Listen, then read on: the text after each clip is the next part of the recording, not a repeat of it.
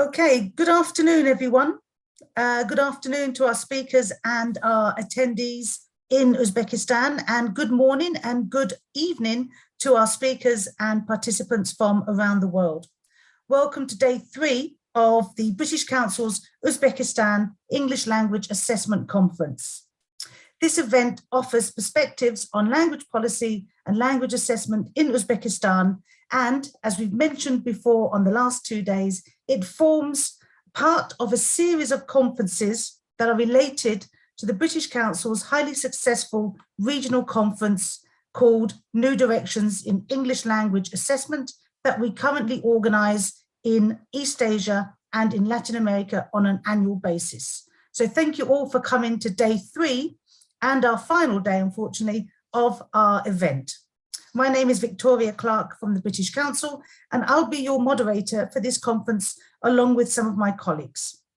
Before I pass you on to my colleague, Keshav Sridharan, who will give a quick recap from day 2 of the conference, I'd like to do some housekeeping.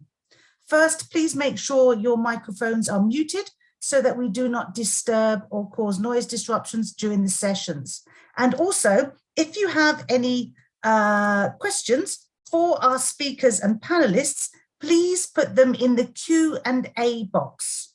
The chat box is just for you to interact with your fellow attendees, and the Q&A box is for you to send us any questions you'd like us to pass on to the speakers, plenary speakers and our panelists during today's sessions.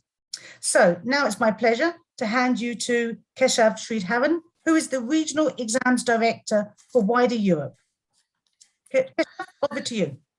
Thank you, Dr. Victoria. Well, it's indeed a pleasure to be summarizing day 2, which I found very insightful, and it carried on the momentum from day 1, which was preparing teachers to implement. We started the session by Christian Kuhn, which talked about what language assessment literacy is and what teachers need to know about language assessment. Dr. Christian gave many practical resources and examples about how teachers can become more assessment literate. And when I reflected, I kind of felt that not just teachers, but even as stakeholders, we all need to build our assessment literacy, because that helps us in formulating the right policy decisions. So it cuts across segments. But definitely, the teachers can definitely benefit. The session was very engaging, and lots of question and answers around preset, around key knowledge and skills in assessment literacy, and teachers really benefited from the inputs Dr. Koom had to share around what kind of practical solutions that they can use in order to increase their levels of assessment literacy. This was followed by a panel discussion, clearly one of the most engaging panels I had encountered in terms of the levels of inputs and insight that was shared. So Ninas from India focused on linking outcomes to assessment, followed by very interesting inputs from Nargis Kuchkarova around, which focused on not just subject matter knowledge, but about what teachers can do, and what they actually do leads to better student outcomes. So Nargis mentioned the need for teachers to develop professionally and also be active and collaborative within the community. And she shared interesting tidbits with the 80-20 principle around subject matter outcome versus how much of it is focused on actually delivering those outcomes. So we then had Stephen Murray, who's experienced in Taiwan around shift in teacher education from 2-skill assessment, which was more aimed at receptive skills, to more of 4 skills assessment. A move towards understanding and implementing formative assessment, and how this assessment can actually lead to better student outcomes was kind of very useful to hear. And obviously there might be implications for a lot of delegates felt that that session from Stephen was useful, and they could correlate. Stephen King from Cambridge, who's very familiar with Uzbekistan, talked about horizontal alignment of the curriculum, and the horizontal alignment he meant along, aligning the curriculum, textbooks, teacher training, and assessment needs to be there for success. Not just horizontal alignment, but also vertical alignment with stakeholders and cross-party communication was something that he equally emphasized. Ensuring equity was a theme that he touched upon. And obviously his experience of the great initiatives and reform programs for Uzbekistan, particularly complementing the levels of stakeholders and the interest that they have in improving and in reforming the education system was quite useful to know and experience. So overall, quite good engagement from the panel, and Dr. Joanna, who co-moderated the session with me. We had almost an endless list of questions, and we tried answering as much as possible. But I think overall a very productive day 2, and it sets the stage for Vicky, as you said, for day 3, which is the last and final day of the conference, and hopefully we continued with this, carry on the same momentum that we've built up in day 1 and 2. So over to you, Victoria. Thank you very much, Keshav. Now we're going to hear our first and only plenary session of the day by Tom Kiddle. On the subject of the plenary is, what should teachers know about assessment and what should they be able to do? Tom Kiddle has been a language teacher, a language tester, and a teacher trainer since 1997. He holds a Cambridge Delta and was awarded the IELTS Carolyn Chaplin Award for his 2011 Master's Dissertation on Language Testing. He's currently director of Norwich Institute for Language Education, or NILE, and this institution is involved in language assessment, the CFR, teacher training, organizational management, and strategic development projects all worldwide. So including the NILE online teacher development programs that they run and develop. So before I hand over to Tom, just remember, any questions, please, in the Q&A function. And over to you, Tom. Thank you very much. Good morning from Norwich. Good afternoon to everybody in Uzbekistan. It's a real pleasure to be back with you virtually. I've spent many happy visits in Tashkent, working with teachers around Uzbekistan on a number of British Council projects. So it's a pleasure to be invited back.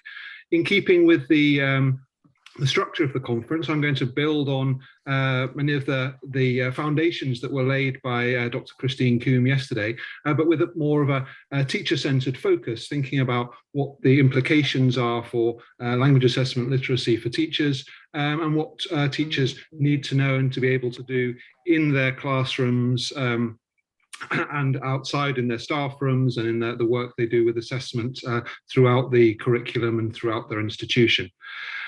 So if you'll allow me to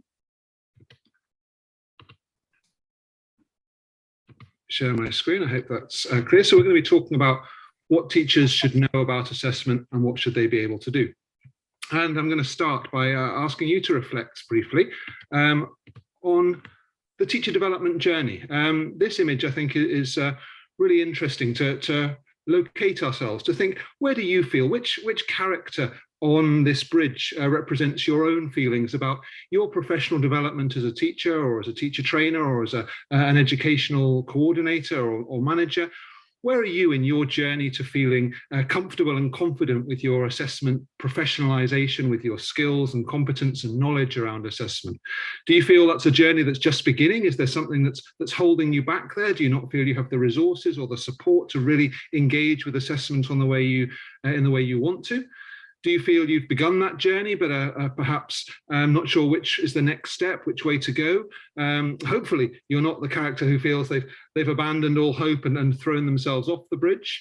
And even more, hopefully, perhaps you feel that you're approaching the end of that bridge. Or you've done that successfully for yourself. You've undertaken professional development, whether that's your own self-generated professional development or professional development that you've done with colleagues or that's been supported by your institution or by your ministry or by British Council projects. So where do you feel you are at the moment in that teacher development journey to assessment literacy, to assessment competence? Have a think about where you locate yourself, and we'll come back to this a little bit later. But I want to start with a test, because this is a conference and a session about assessment. So just a very simple multiple choice question for you to think about. One question: which tree is the biggest?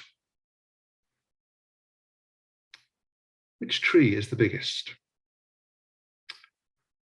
Well, it's a tough one, isn't it? You may be thinking, well, of course, A is the biggest, it covers the most area, potentially it has the most branches, the most leaves. If we make this analogy to language proficiency, maybe we have the biggest growth there across all the aspects of language proficiency. But you might be thinking, well, actually, B is the biggest because it's the highest up the scale. It goes the tallest, the most up in, we think of scales of proficiency. I've reached the highest point I can. Well, you may be thinking, no, well, C is the biggest. It has the biggest circumference, the biggest girth of the tree. And that's what's important, the breadth of our knowledge in language proficiency.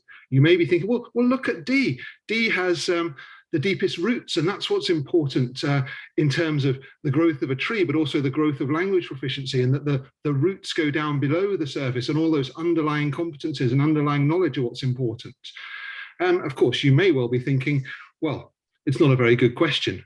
What does biggest mean? How do we define biggest? And of course, it depends. And much of the answers to the questions that we pose in language assessment and language teaching and learning really have to be answered with that question. It depends. It depends on how we define what we're measuring, how we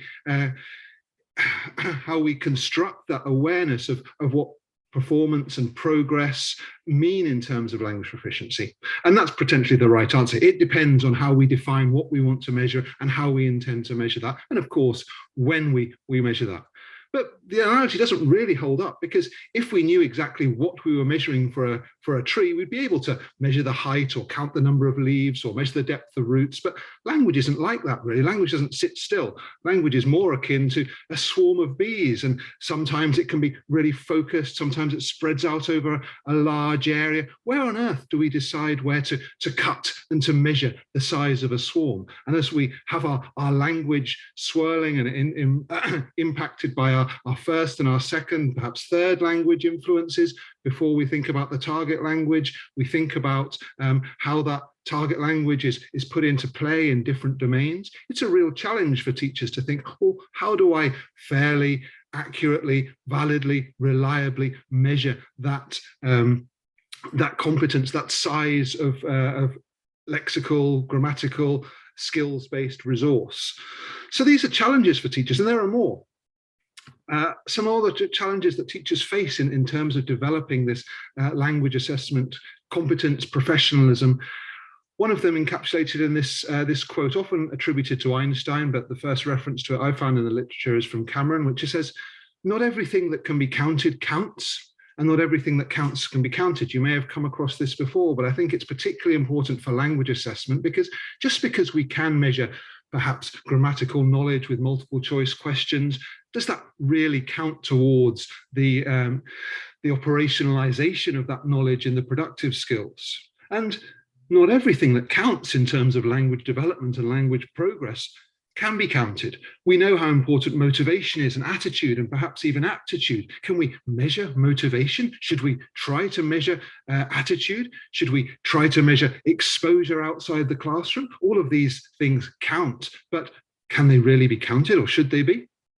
And the other quote that I think encapsulates a challenge for us is the fact that we're still in the infancy of understanding how language progress works in the brain, particularly second, third language proficiency, the way in which it interacts with our first language resources, the way it interacts with our vocabulary store and retrieval. We're trying to describe, when we give results and feedback on assessment, we're trying to describe very complex phenomena, and we have to do this in a small number of words, either in a rating scale or in a report to students, or in statements we make to test users. And we're still doing this on the basis of theory that's developing. We don't yet have that technology to put sensors around the head to measure completely objectively with brain synapses what's a language competence in our learners. So this theory is developing and continues to develop, and is probably 70 or 80 years old as a discipline within the educational industry. So we're still working on this, and this is another challenge for teachers. Another challenge we have is that as language professionals, we know that despite the brave attempts of this child, it's not about storing knowledge. It's not about just putting knowledge inside our brains. And it's actually about knowledge in operation. And that language is different in terms of comparison to content subjects, in the idea that we actually try to look at not just the knowledge gained, but the way we use that knowledge and the way we can put that knowledge to practice, action-oriented, as the CFR would hold it. So we have this challenge to overcome as well, that we're not just measuring content knowledge, we're measuring the use of that knowledge.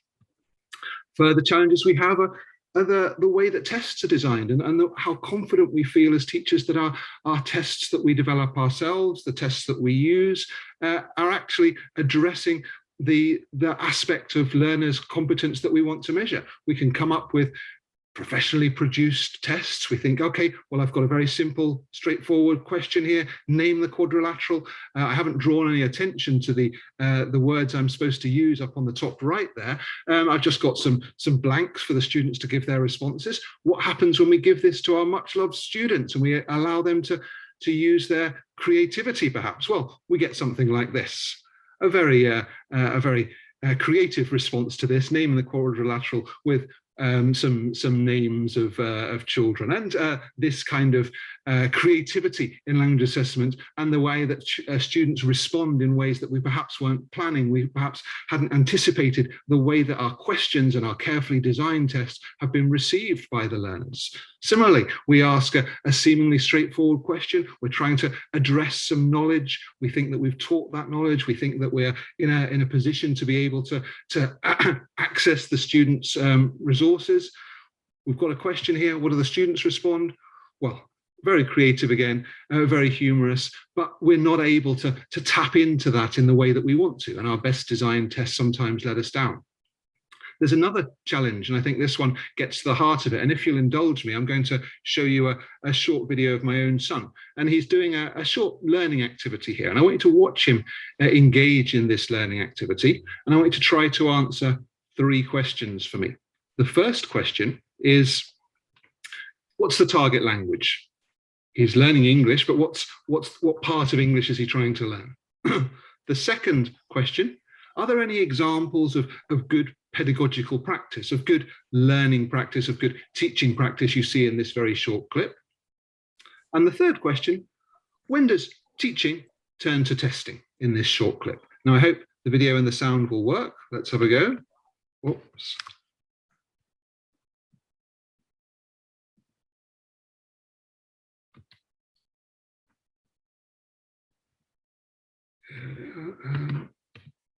Okay. Yes, we can hear it, Tom. A yellow one. Get a green one, Lukey. A green one. Can you find a green one? Look, here. Here's a green one. Oh, that's a yellow one. Can you get a green one now? Yeah, good boy. Another green one. That's good. And a yellow one. Now a yellow one. No, that's a green one. A yellow one. The other colour. There's the other colour. There, yellow one. Good.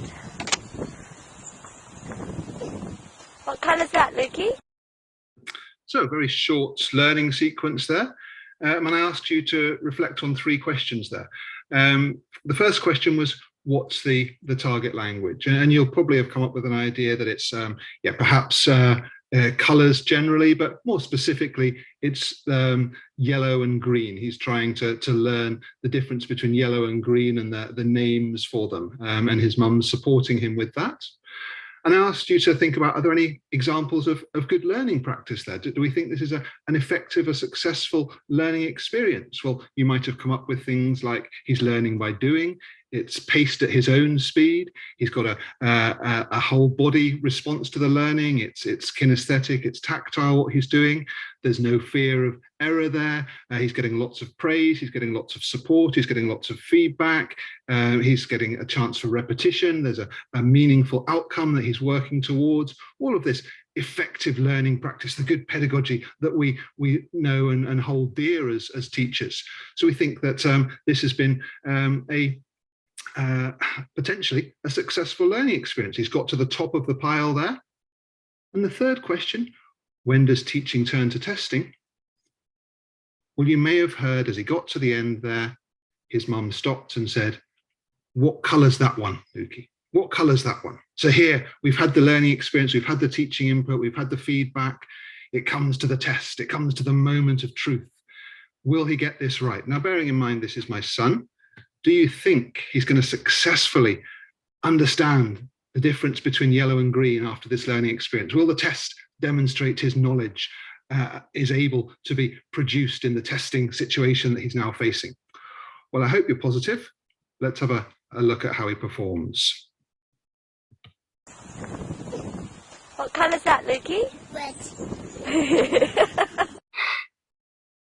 And this is why teachers distrust testing. After all that hard work, all of that great learning experience, all of that, he comes out with red in the test. Where did that come from? How on earth? Well, it's probably his mother's fault. Not a great teaching experience, perhaps. But why red? Where does this come from? We've had all this learning and teaching that we believe in, that we're trained to do, and we get to the testing situation and he comes out with something completely unrelated to what the teaching and learning has been. And this is a real challenge for teachers to overcome this. And I think if we delve a little bit more deeply, there's some potential answers there. Or maybe there's a kind of lexical priming going on. And actually, he's associating red with the word colour. And that's what he sees as his automatic response to the input of colour. Or perhaps there's something a bit different going on. All of the input and the answer to our first question was yellow and green, yellow and green, yellow and green. And then we get to the test question. And what was the test question?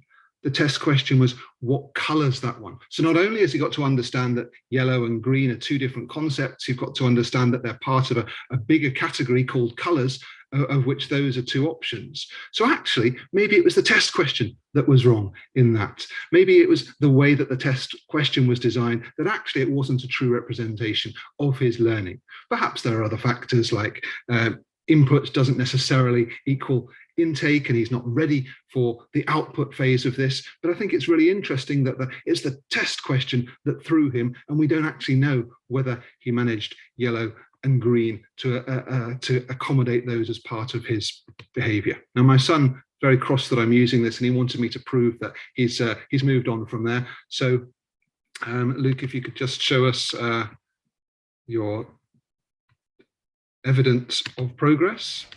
This is yellow. This is green. And this is red. So he got there eventually. Okay, and we know that learners do progress eventually, and they progress at their own rate. But what does that mean for us as assessors? What does that mean when we want to test? Because we don't have the luxury of allowing this language to emerge. We need to make statements. We need to make decisions. We need to report on this progress. We need to decide when and how to test our learners. And this is one of the fundamental underpinnings of why teachers have this fear of assessment, I think, in my experience of working for teachers. When and how should we be testing to give ourselves the confidence that we're really reflecting learners' progress fairly and accurately and validly, to use the words that we've been using throughout this conference? Well, there's a really nice metaphor to think of the teacher's role within this, and it's come from Linda Taylor in a recent presentation that she gave for the TEFL Testing, Evaluation and Assessment Special Interest Groups recent online event. And she invited us to think about the relationship between students, assessment and teachers as the metaphor of taking a photograph. And the teacher, the test designer in this metaphor is the one holding the camera. They decide how to frame the picture, they decide what zoom level to use, how close to go. They decide what to include within this. The camera itself is the assessment instrument and can be changed for the purpose, can have different settings, can have different focus lengths and all of these things that we might decide about our assessment. And the student is the subject of the photo.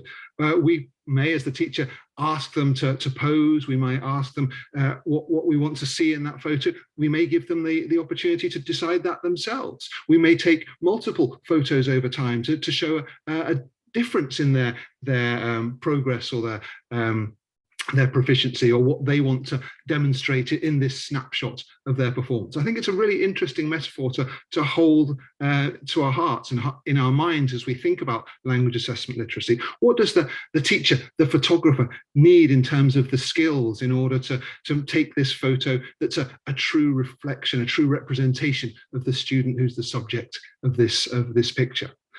And what follows is kind of my reflections on time spent in Uzbekistan, time spent working with teachers across Uzbekistan, but also around the world, and some of the things that I think are central to teachers' competencies and things that will really impact on their ability to operationalize their assessment literacy in the classroom with the students who, at the end of the day, are the ones we're there to serve and to support and to help in their journey towards their independent use of language, whether that's in an academic setting or in a professional setting or in a personal setting or in a social setting. They're the ones we need to hold at the center of our thoughts. So some of the things that I think we need to focus on for teachers, and one of them, and really at the heart of it, I think, is to enable teachers to feel confident in measuring and feeding back on the productive skills. To include these within our assessment practices in as much as we include them in our curriculum structures, in our lesson structures. How do we get those productive skills into our assessment so that it not only drives that awareness of the importance of use of language, but also washes back and feeds back into the value that's given to the productive skills in the teaching and the learning activities. And this may include being aware of a whole different range of activities in which we can elicit a sample of learners' language, that we vary the ways in which we ask the students to demonstrate their productive skills. And teachers have a range of different activities that can be used for assessment and not stick to the same tried and tested formulas for measuring students' speaking ability or their writing ability, but giving that range of use, range of contexts, range of activity types that learners can use. So that might be part of expanding a teacher's competence in getting the sample from the learners. And then we need to think about, well, how do we measure that? So teachers' competencies are about adapting and adopting professionally produced rating scales, marking criteria, or maybe more about developing their own rating scales and deciding what aspects of the competence are important for the type of assessment they're doing, whether that's proficiency assessment or more diagnostic assessment or more formative assessment or even for a placement purpose. Enabling teachers to have the skills to develop their own rating criteria that's informed and student focused and output focused, all of these things that become part of teachers' real strengths when they have that assessment professionalization, being able to work with those rating scales, being able to develop their own. It may also be about having the resources to align those ways in which we measure, ways in which we assess, and being comfortable and competent in the way that documents such as the Common European Framework of Reference and the revised scales in the companion volume really can inform and support the way in which we think about language progress and the way in which we talk about language progress when we measure, the way in which we report that, and the way in which we can be confident that these phrases we're using, the descriptions of language performance, are really meaningful, not only within our classroom, but outside our classroom in the wider educational sector. So feeling comfortable that those reference resources are part of our toolkit as teachers, rather than something that's left to the coursebook publishers or the test writers or the professional testing bodies, that they can be part of a teacher's toolkit and really feeling comfortable that they're useful and usable within the classroom setting.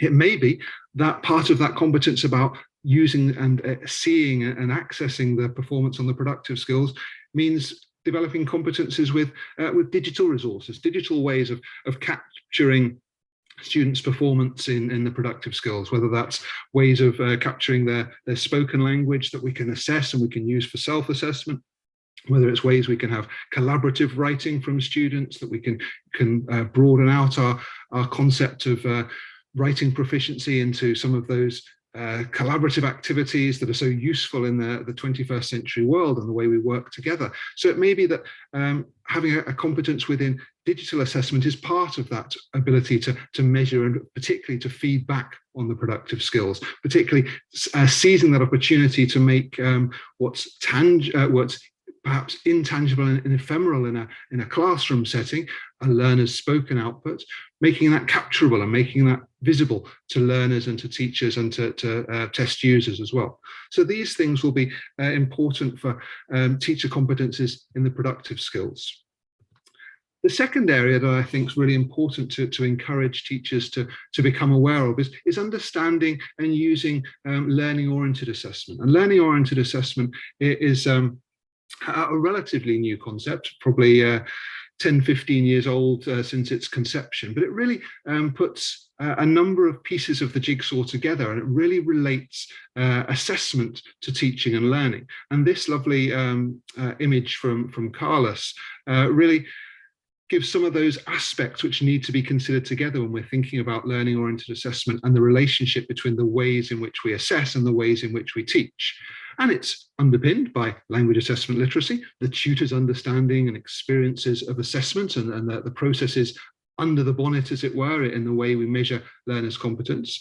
But it also, importantly, has these aspects at the bottom, thinking about how we can use the assessment tasks as learning tasks, rather than just seeing that tests and exams are something that happen at the end of a period of study or at the end of a course, and we can do past papers to practice. How can we reuse and adapt and bring those assessment tasks much more into the classroom practice, and taking away some of the test anxiety by using assessment tasks as formative learning tasks or as teaching activities. So really getting the assessment tasks as part of our teaching as well.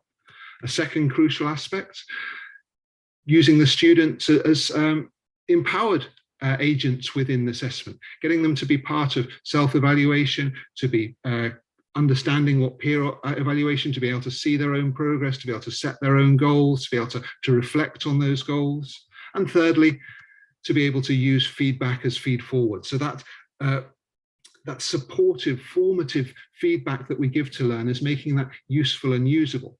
And all of this combines to have this combination of learning purpose and assessment purpose within one, rather than two separate dimensions of the educational experience.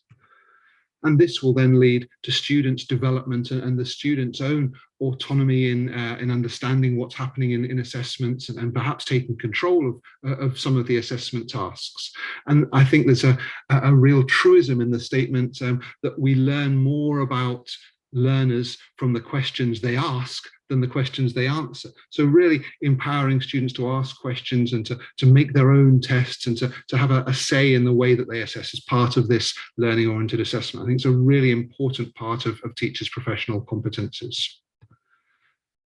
This idea of making the formative assessment useful and usable and part of the way teachers view assessment is another central aspect for me. I think things that we can consider in terms of making this formative assessment useful and usable in our classrooms are celebrating the strengths that the learners have, and really not focusing on the deficit model, but looking at what they can do, using these can-do statements that are part of the ethos and the underpinning of the Common European Framework, using these statements to talk about successes and achievements and progress markers within their learning, rather than just concentrating on what they can't do.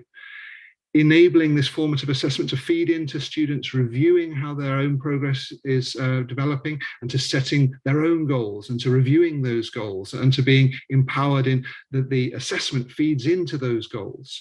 This empowerment of self-assessment, I think, is really crucial, particularly as learners become older and more cognitively aware and more responsible for their own learning.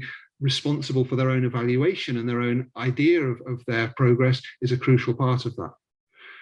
This includes making space for review. So tests and assessments that we do in the classroom need space within the curriculum to be looked at, to be talked at, whether that's whole class feedback on strengths and weaknesses from a class quiz or a class assessment activity. We need to be able to bring those in and make them useful for teachers to be, again, learning activities, learning from the content of a test and the results of a test, rather than just a number or a grade or a percentage on a report.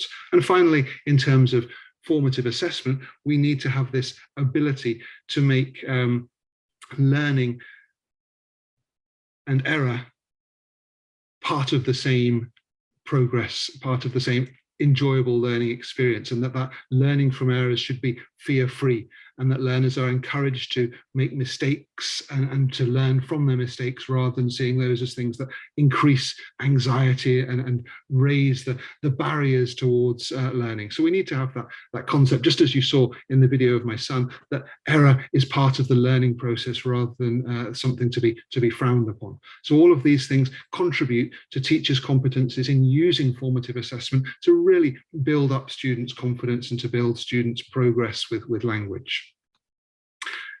Another aspect which I think is really important, and particularly in contexts I've worked in Uzbekistan, is for teachers to develop a critical perspective, their own position on the place of grammar and vocabulary in the way we measure language performance. And there are, again, an answer here is it depends. It depends on why we're measuring, it depends on what we do with our measurement. But there are different ways in which we can view the role of grammar and vocabulary. Perhaps we want to be really diagnostic and we want to see whether learners know words or know grammar structures, because we want to support the learning of those areas, because we want to do some remedial work, or we want to move forward more quickly. And then we might have very isolated approaches to measuring grammar or measuring vocabulary items.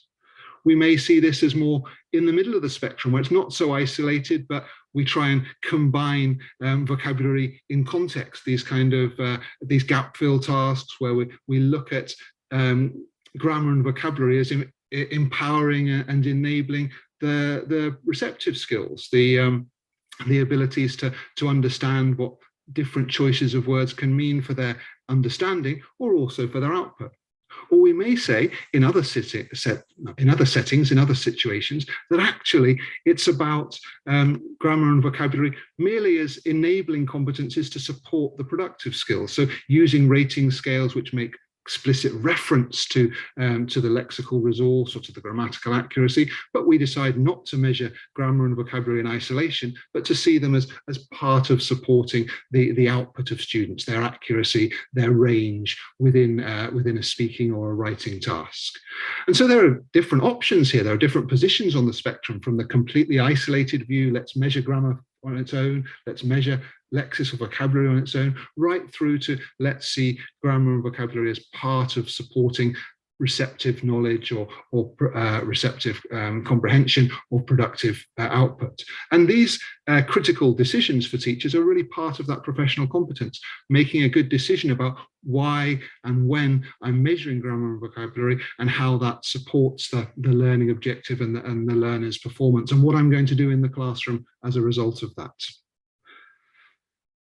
And finally, in terms of my my suggestion of what language assessment literacy means in the classroom, is about the ability to make the assessment choices you make, or the assessment structures that you work within, work for you in the classroom. Understanding the impact and the washback of assessment decisions on your teaching and on your learners' learning. We know that a drop has a ripple effect. We know that the use of a test has broader implications, not just in the classroom, but in the syllabus and the curriculum across the educational sector and in the wider social and political and economic sphere. What are those decisions that we make that can impact on the way that we learn as teachers, and the way we help our learners learn? So things that we can perhaps do that will drive change within the teaching and learning sphere, that an assessment focus can support, things like using real-world communicative speaking tasks as part of our assessment, not only looks forward to their real-world uses, but also feeds back into the importance and the value given to these speaking tasks within the learning setting, making sure that when students are writing, they have the consideration of what's the context they're writing in, who's the audience for what they're writing, what's the purpose of their writing. These approaches to writing assessment help to situate writing with a real world purpose rather than just a demonstration of your language proficiency. Thinking about listening as not just comprehension of a whole text, but thinking about listening as being a combination of the phoneme level, the phrase level, and the utterance level. So when we think about this in terms of assessment, it feeds back into the way we look at listening in the classroom, the way we develop learners' listening skills. Thinking about reading, similarly, not just for the purposes of comprehension and to answer multiple choice questions, but when we read, why are we reading? We're reading usually to obtain information and to transfer that information into another setting. So using reading into writing tasks and reading into speaking tasks, which actually give a purpose to the reading comprehension. So thinking about grammar and vocabulary in context and how the uses of grammar and vocabulary might change depending on the words in which they're situated. So using texts in our grammar and vocabulary tests in the way I talked about on the previous slides, really have this impact back in the classroom of making learners see grammar having a purpose and grammar being a choice and vocabulary being in the hands of the language user. And of course, it also means teachers having competence and confidence to use a range of different item types and task types to enable all of these things to happen, not just defaulting to the multiple choice option because that's the way it's always been done, but actually to use this to create a sense of variety and access to more of the learner's ability than perhaps a single test type or a single task in a test will produce. So all of these things, I think, enable the relationship between assessment and learning to be much more empowering for a teacher and in teachers' hands. Because as we've talked about in previous sessions in this conference, we know that there are pillars of essential understanding within educational reform, and the alignment between the curriculum and what happens in the classroom, in the staging of activities and in the learning activities, the materials that are used and the development of those materials, the way assessment is designed and the way assessment is delivered, and the way teachers are supported and mentored are all four sides of the same structure, and we can only take away one at great risk. So language assessment literacy and supporting teachers with language assessment literacy really does tackle those right-hand two columns, but it also needs to be supported with the alignment from those curriculum and materials, decisions and development activities, because that will feed up to effective communication and this alignment between the teams working on these assignments, working on these assessments, working on these decisions, and the stakeholders that need to be empowered by useful and effective and valid decisions. The when is really important as well, and particularly to consider that pre-service training and in-service continuing professional development must be part of two sides of the same coin. The fantastic pre-service reforms that have been supported and empowered by British Council really take this on board, but also we need that access to and that support of those teachers who are in the classroom and have perhaps been in the classroom for 20 or 30 years to empower them to make decisions and to make changes and to be confident in the way they're making assessment decisions. Now, all of these things, I think, are part of the whole and part of supporting teachers' professional competence with assessment ideas. So with all of this in hand, where did you put yourself on that development journey?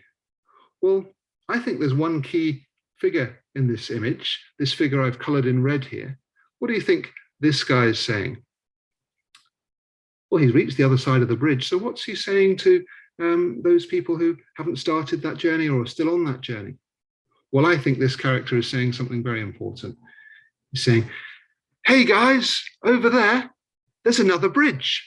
And this is the point about the teacher development journey, that it's ongoing. There are always changes and developments to stay abreast of, to feel confident with. The whole move towards online assessment in emergency response terms, but also the impact it's going to have on us going forward.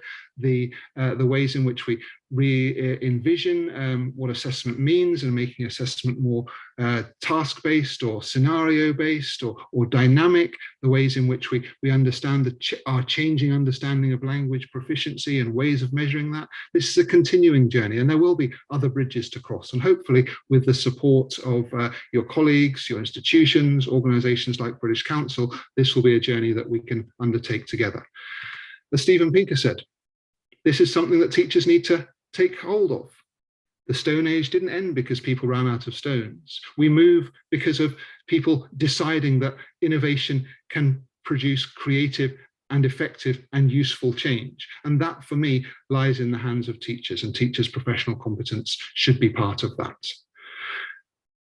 Finally, from me, you had a lovely set of resources from Christine Coombe yesterday in terms of assessment literacy. I just want to draw your attention to a free resource from NILE, the NILE membership area, which you can sign up for just with your email, and you have access to a wealth of resources in that members area, some of them really useful for language assessment, particularly our CEFR filtering tool, which allows you to isolate and identify the descriptors that are of most use to you in making that part of your teaching repertoire as well. So that's my take on the importance of what teachers should know and what they need to be able to do with assessment. I hope that's been some food for thought and will lead into further discussion throughout the day. Thank you, Vicky. Thank you, everyone at British Council, and thank you to everybody who's been listening. And Tom, thank you very much. We've got about 10-15 minutes for questions, and we've got quite a few questions. So are you ready? One more sip of water and I'll be No problem, no problem. I'm going to start with some we've got in the Q&A box. Rima has sent some great questions today and yesterday, actually. I remember you from yesterday, Rima. Basically, we'll start with one around formative assessment. One of the questions, first of all, before we go into that question, can you quickly explain just the difference between formative and summative, again, for the audience, and how you think that formative assessment can be best applied in the classroom? So some tips and strategies.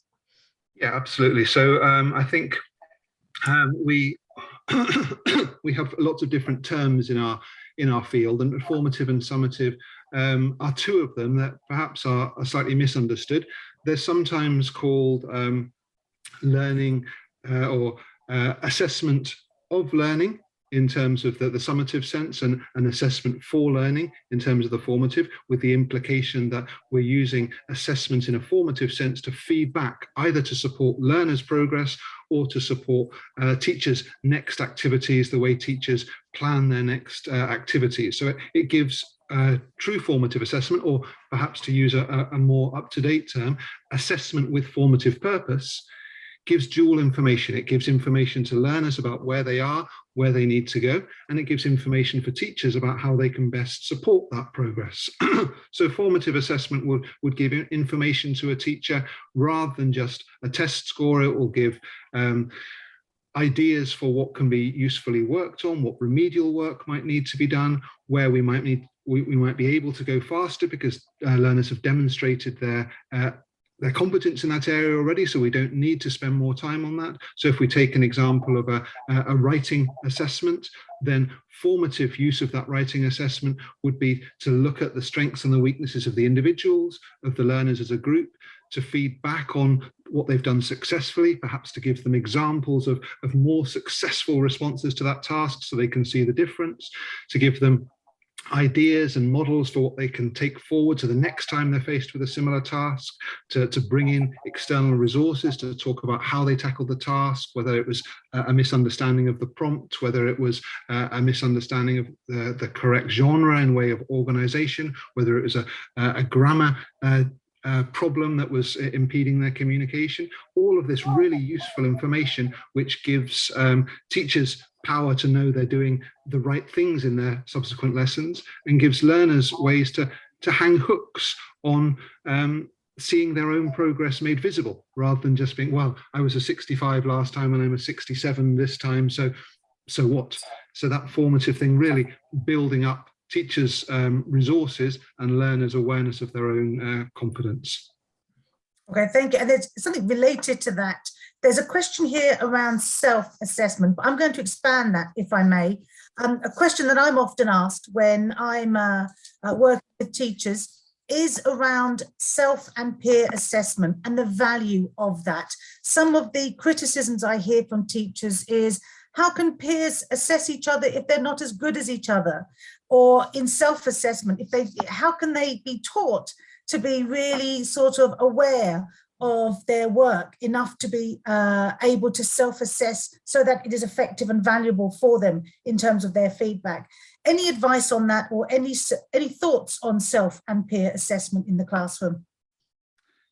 Yeah, I mean, I think that we need to think about the purpose of our assessment as the first step in deciding whether self and peer assessment are useful and effective for that assessment purpose. I can quite understand the arguments that saying, if this is a high stakes end of course exit test or exam, then the giving of marking power to peers or to the student on their own might not be appropriate for that setting. However, if we're looking formatively, if we're looking at diagnostic purposes, if we're looking at supporting learners' confidence, then having well-trained, and the learner training is an important part of peer assessment, having well-trained peer assessment that actually gives confidence to users and is a co-constructed learning experience. So peer assessment in the sense of, well, this is how you approach this task, this is what I really liked about it, this is what I'm going to steal and use in my own writing or speaking, because that was something that I don't have. That kind of peer assessment, I think, is really valuable, because it supports the dynamic of learners supporting each other in the classroom. It also reinforces that idea that language use is not wholly creative and wholly innovative. Every time we open our mouths, we're not creating new phrases and new expressions. We're constantly borrowing, we're constantly adopting other expressions. So borrowing them from your peers with the support of the teacher's feedback to know that you're borrowing useful expressions, I think is really a good part of learning.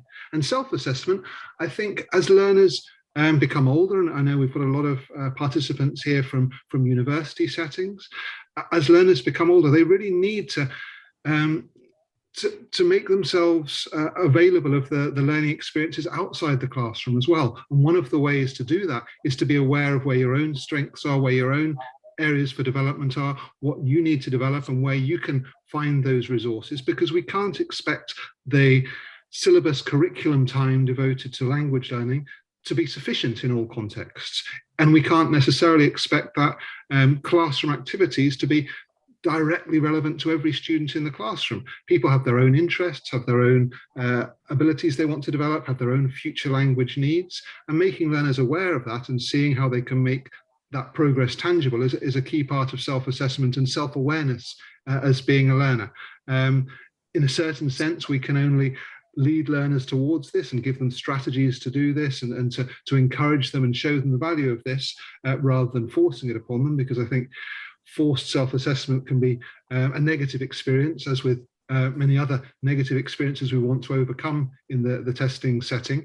But I think that both of those two alternative approaches to assessment have their value in a classroom setting. And I think for my experience in peer and self-assessment, it's certainly that you need to be trained in being able to do this effectively and well.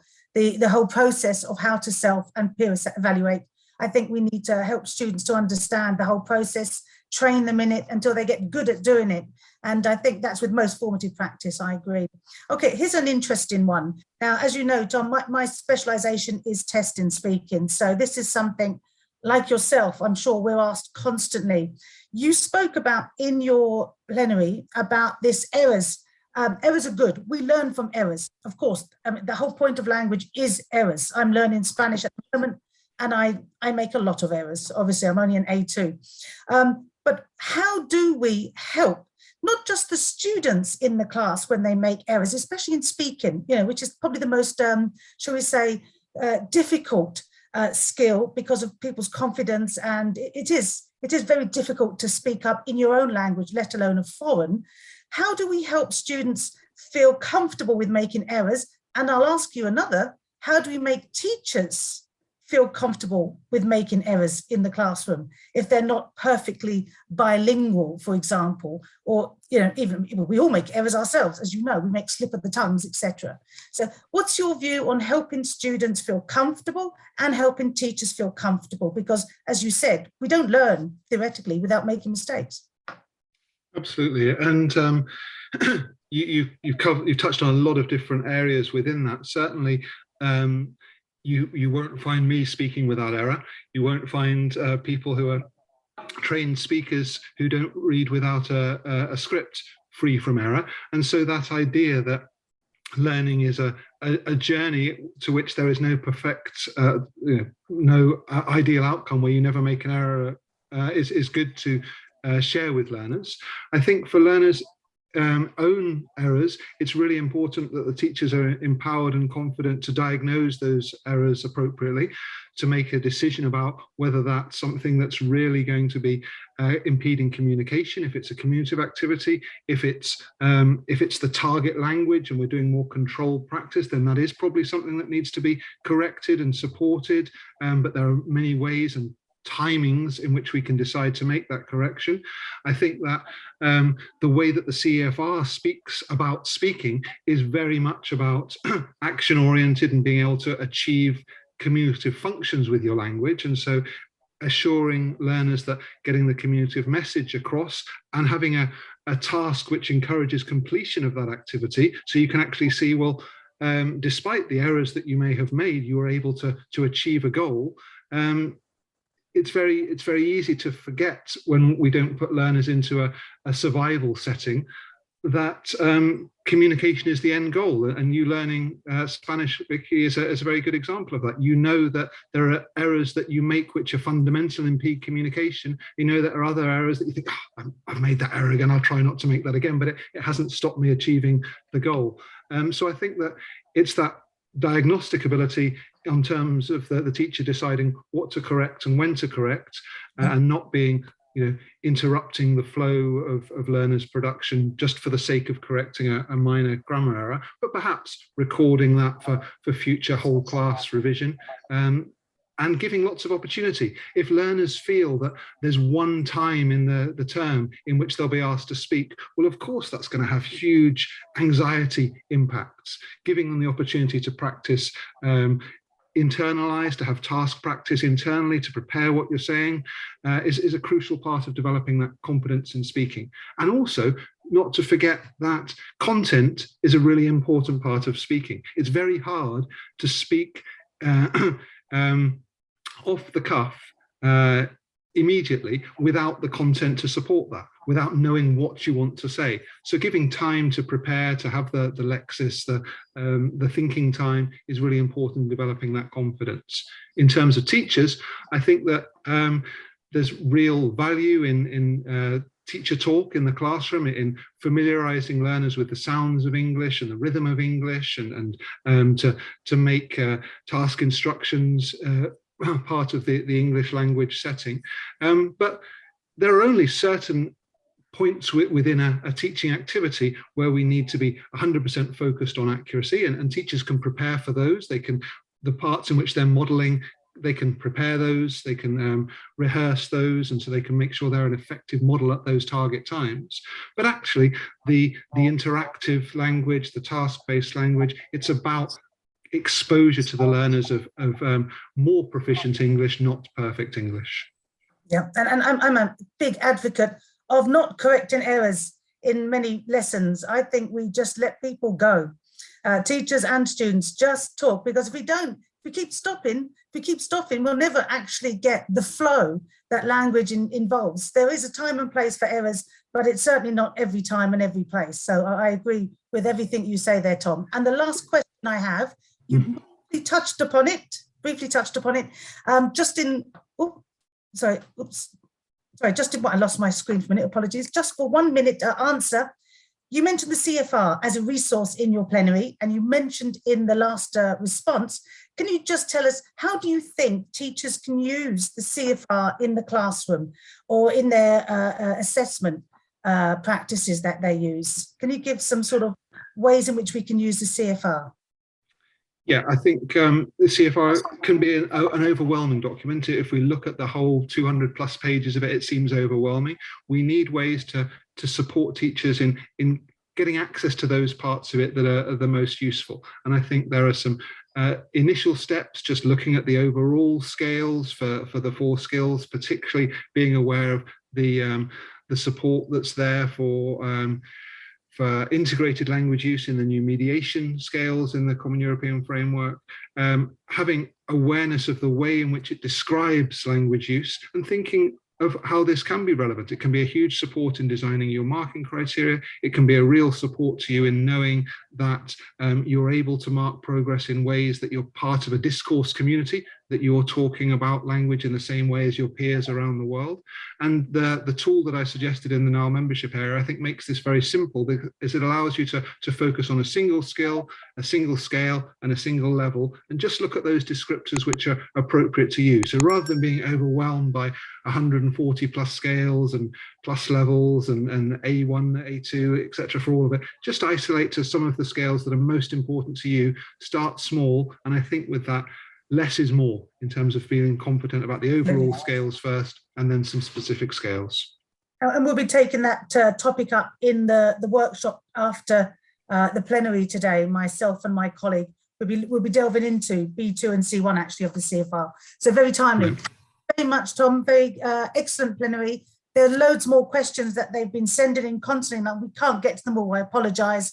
But now everyone, we have a 20-minute tea break.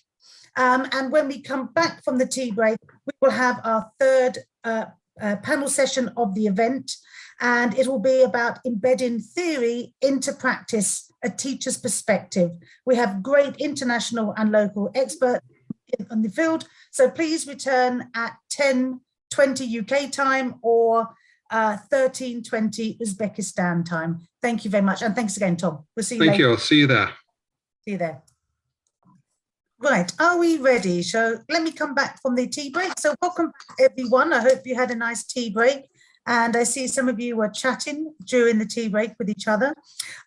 This will be the final panel session of the conference. It's our third panel session, and it's on embedding theory into practice, a teacher's perspectives.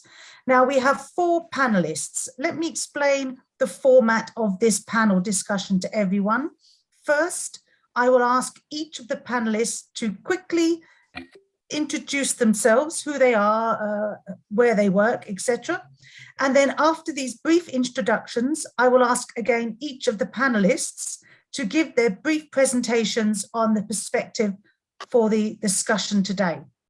After these 4 presentations, we will have about 25 minutes or so for questions and answers. So please, everyone, if you have a question or comment related to the panel discussions theme or anything from our speaker's topic and what they've spoken about, please put that in the Q&A function. So if I can start in the order on my screen, Erkin, could you 1 minute briefly introduce yourself, please, to the audience? Okay, I will. Good afternoon, everyone. Assalamu alaikum. My name is Erkin Mohamedov, and I work for Westminster International University in Tashkent. I'm also involved in different reform projects, both sponsored by British Council as well as the government of Uzbekistan. So I play, different roles in those projects, like sometimes the materials writer, sometimes maybe items writer for testing, or maybe a teacher trainer or trainer. So that's basically about me. Thank you. Thank you very much, Erkin. Hamid Khan, could you please give a brief introduction? Okay, I am Muhammad Khan Soliyev. I am the owner and director of Innovative Center Samarkand, one of the leading language schools in Central Asia. I am the initiator of the Central Asia TEFL, unique regional event which brings more than 2,000 English teachers of all Central Asia into one place. And I also do research into assessment. In particular, I do research in computer adaptive testing versus proficiency tests. I do analysis of the level-based test versus multi-level tests and level-based tests. And also my background is most about business administration, but I do research and assessment solutions as well. Thank you. Excellent. Thank you very much. Now, Tom, we've just heard from you, but for those who have just tuned in to the webinar, could you please introduce yourself again? Thanks, Vicky. Hi, everybody. My name's Tom Kiddle. I'm Director of Norwich Institute for Language Education, where I've been for 10 years, and many projects in that time have allowed me to visit Uzbekistan. So I have a very strong affinity for teachers, learners and colleagues there in the country. I'm also chair of the Equals Board of Trustees and webmaster for the Testing, Evaluation and Assessment Special Interest Group of IATEFL. Fantastic. Thank you very much. And last but not least, Mina. Everyone from a very sunny but a very chilly London, actually. Thank you, Vicky, very much. So my name is Mina Patel and I'm Assessment Research Manager for the Assessment Research Group of the British Council. I've worked for the British Council for far too long, I think, in various roles. So I'm chair of the Language Assessment Literacy Board of the British Council. I manage assessment research projects with academics all over the world. However, I started off as a teacher and a trainer, and I'm very passionate about both and look forward to talking about them with you. Thank you very much, Mina. So we're now going to move on to our presentation part of this panel. Each of our panelists will present for between 3 and 5 minutes on a perspective of the topic. So we're going to start in the same order as the introductions with Erkin. If you could start, let's see if you have your slides to share. Yes, I have, if I'm given the permission. Oh, yes, I've got it. Thank you. Let's see if that works. Yes, we can see them. Lovely. Yeah.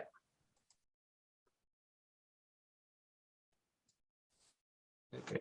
Yes. Okay.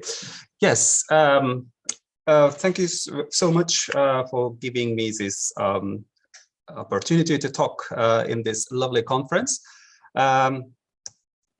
Colleagues have been discussing assessment issues for the past 3 days, and I think this is an excellent opportunity to raise the awareness of teachers, stakeholders, and decision makers, because it's really important that not only teachers are assessment literate, but also the stakeholders, decision makers are also assessment literate, because most important decisions are actually made by them. So therefore, if they are assessment literate, I think good decisions are taken.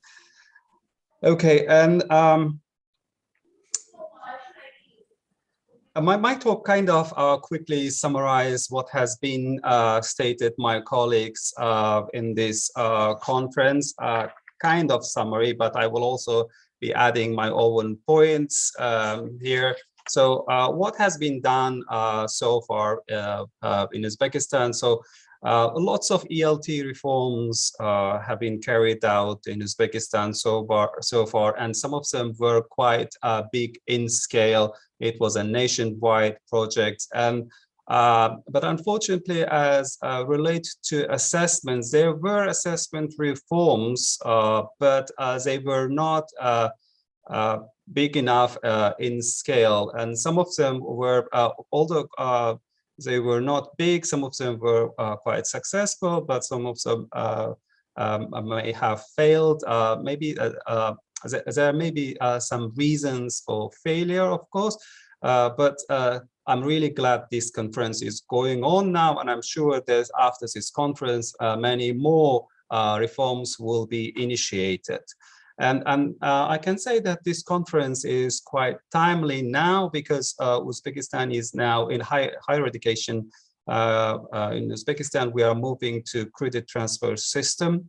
So reforms are now in progress, and we can see that we have some issues in this as well, but I hope that this conference will raise a lot of awareness, and we will be able to overcome most of them. We know that credit transfer system encourages ECTS. Uzbekistan is moving to ECTS, right?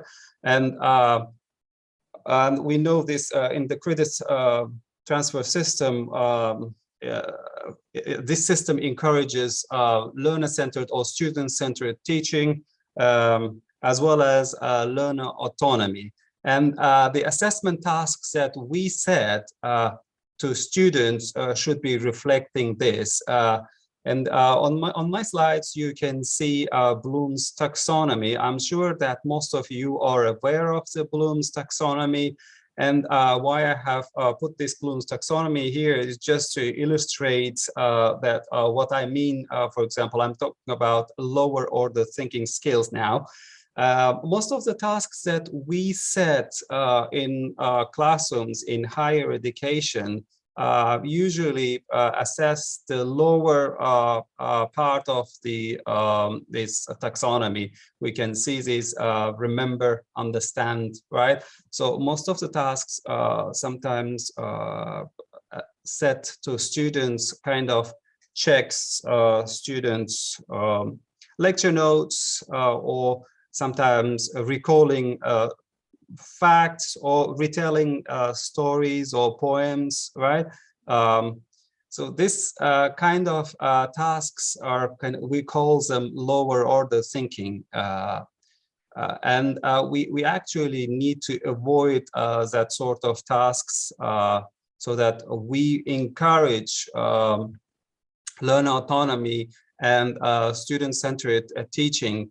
So we should be able to set tasks that are the analysis, evaluation, and creation. So these are higher order thinking tasks. We need to encourage our students to work in the library more and to come up with their own we need to set the tasks that they can analyze, first of all, things, and then synthesize, and then at least as they come up with basic creation, right? So they show the certain level of creation. So then we kind of encourage or maybe produce graduates with better qualities and with better range of skills.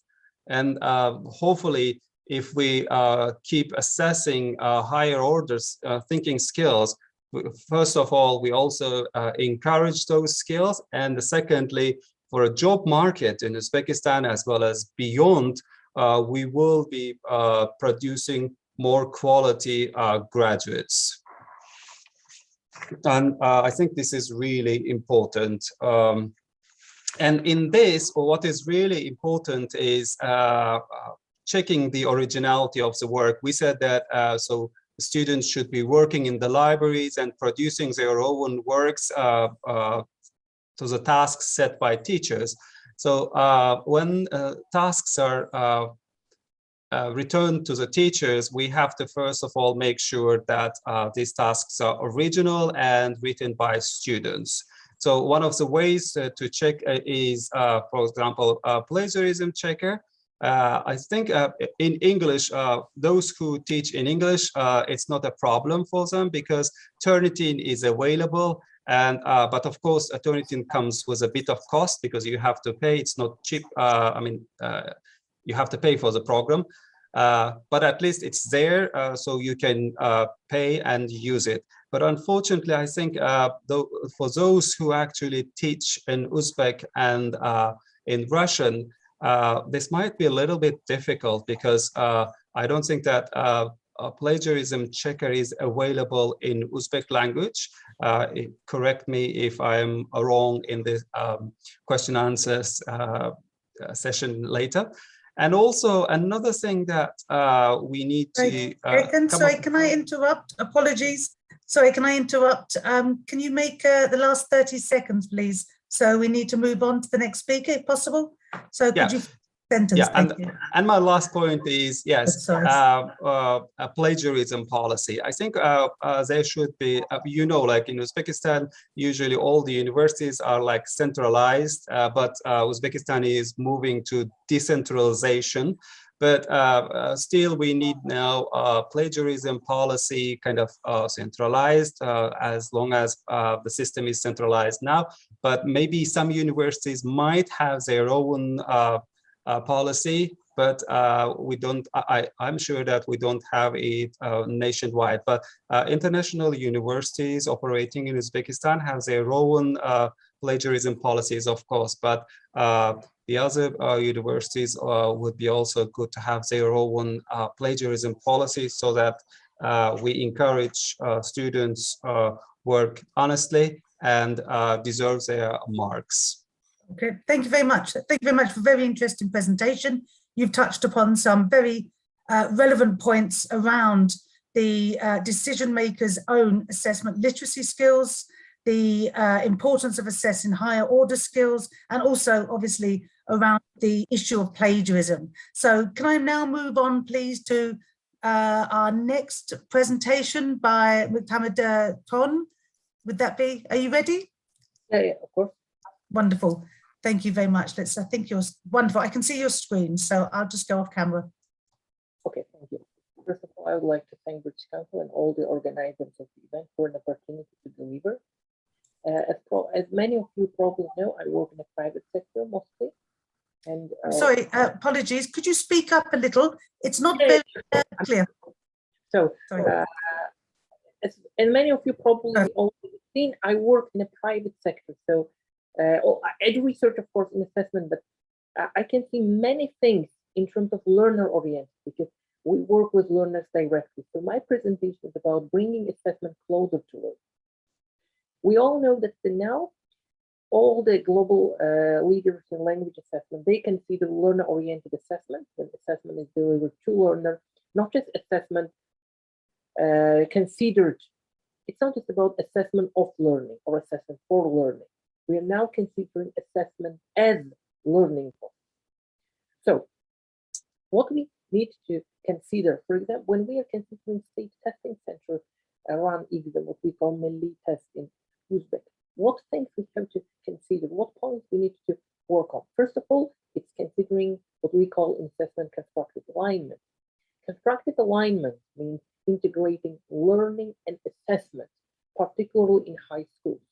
We all know that when it comes to other subjects like mathematics or other science subjects like physics, chemistry, biology, we have very clear alignment. So we have school curriculum and this testing, which actually reflects them. But language tests run by state testing center, unfortunately, doesn't necessarily align with the 10th, 11th grade of our high schools. So if we are going to implement more focus on productive skills, if we are going to put speaking tests, writing tests, reading or listening, or use of English tests within the exam, within the entrance exam conducted by state testing center, one of the important things we need to consider is the school curriculum. So school curriculum should be integrated within the platform. School curriculum should reflect on those exams. So pupils who study at high schools in 10th, 11th, the last 2 years of the grade should be better prepared to take the exam. That's the most important point we need to consider when we are making any major reforms in terms of language assessment. Because what's good about current multiple choice system, which is heavily criticized by many experts, we understand it because this system based on grammar, this system based on more conservative values of assessment, but it reflects school curriculum system which we have now. And if we are going to make any reform or any change within the assessment, that should get reflected in a curriculum, particularly for the graduates of 10th, 11th grade. And of course, school curriculum should be aligned with the national and international exams. Now, many pupils or students for preparing international exams like IELTS, Cambridge exams, or lingua skill or some others, they have to go to language schools because the way they prepare is quite different from the one they study at school. So one of the important reforms, and if we are going to be more... Sorry to interrupt. I'm sorry to interrupt. You're not very clear. We have a lot of attendees asking you to speak a little slower and a little louder. The sound quality is not great, and they're very interested in what you have to say. So apologies, but could you speak? I will try to speak louder. Let's put the camera a little closer to me. Yeah, that's much better. Let's try that. Thank you. So, of course, the curriculum of the school should be aligned with the assessment practice we have. So that if assessment is going to apply international standards, one of the major reforms we have to take in terms of curriculum of the school, that should be completely revised with including all the assessment features like the assessment of speaking, assessment of writing, or other skills, that should be included in school curriculum as well. And also the pathway for this exam should go throughout the common European framework of references, what we call as a CFR. So now there should not be just one exam at the end, and the state testing center should provide either multi-level tests, or they should provide assessment for each level, for A2, for B1, and then B2, or develop the multi-level test, which can be aligned. So the testing system doesn't necessarily check always the 10th and 11th grade. Assessment could be started from the bottom level, from the 5th grade, from the 7th grade. From yesterday's presentation from Cambridge English workshop, there are a lot of young learners assessment. So we have to align them. That's what we call in assessment considering constructive alignment. Going to the second point of my presentation is the partnership with private organizations. As I told you earlier in my presentation, it's not a big secret that nowadays majority of students, majority of pupils, school people prepare at language centers and language schools. And the state testing center, in order to offer a better washback effect to the learner, to bring a better learner, in order to make their exams truly learner-based, they should cooperate with private language centers for a better washback effect. And in order to do them, or in order to implement such practice, they need to consider already established experiences. British Council used the IELTS registration centers network in order to attract private centers, or Cambridge English offers preparation center schemes for other assessment providers to analyze and research and offer something similar to private organizations who also prepare students for their exams. And of course, they could be why this is important in terms of teachers and trainers, because such partnership can bring teacher training, learner training programs, again, in order to get a better washback effect. So students will be better prepared. They know what to expect in their exam. They know they have authentic resources to use, because of course, one of the important things when we are preparing for any standardized exam is using authentic resources. And these authentic resources should be provided. So teachers are trained, learners are trained from actually providers of the exam, and it will provide a better washback effect. So these two major points which I wanted to include, first of all, about considering constructive alignment. So the instructions are aligned with the CFR framework, they are aligned with the school. And the second is, of course, the partnership with private organizations. And I think my time has come, Victoria. So that's the end. Thank you very much. Yes, it was much better, the sound quality at the end. Thank God we got all your points. So thank you very much for pointing out the importance of alignment. And there's a lot of questions around that. We'll come back to that in a minute from the attendees, and obviously about the partnership concept. So I'm going to move on to Tom Kiddle for his presentation. Tom, let's see if you can, your slides. Yes, can you hear me, Vicky? I can perfectly. I only have a few minutes, and I'm going to talk without slides because you've seen enough of my slides today.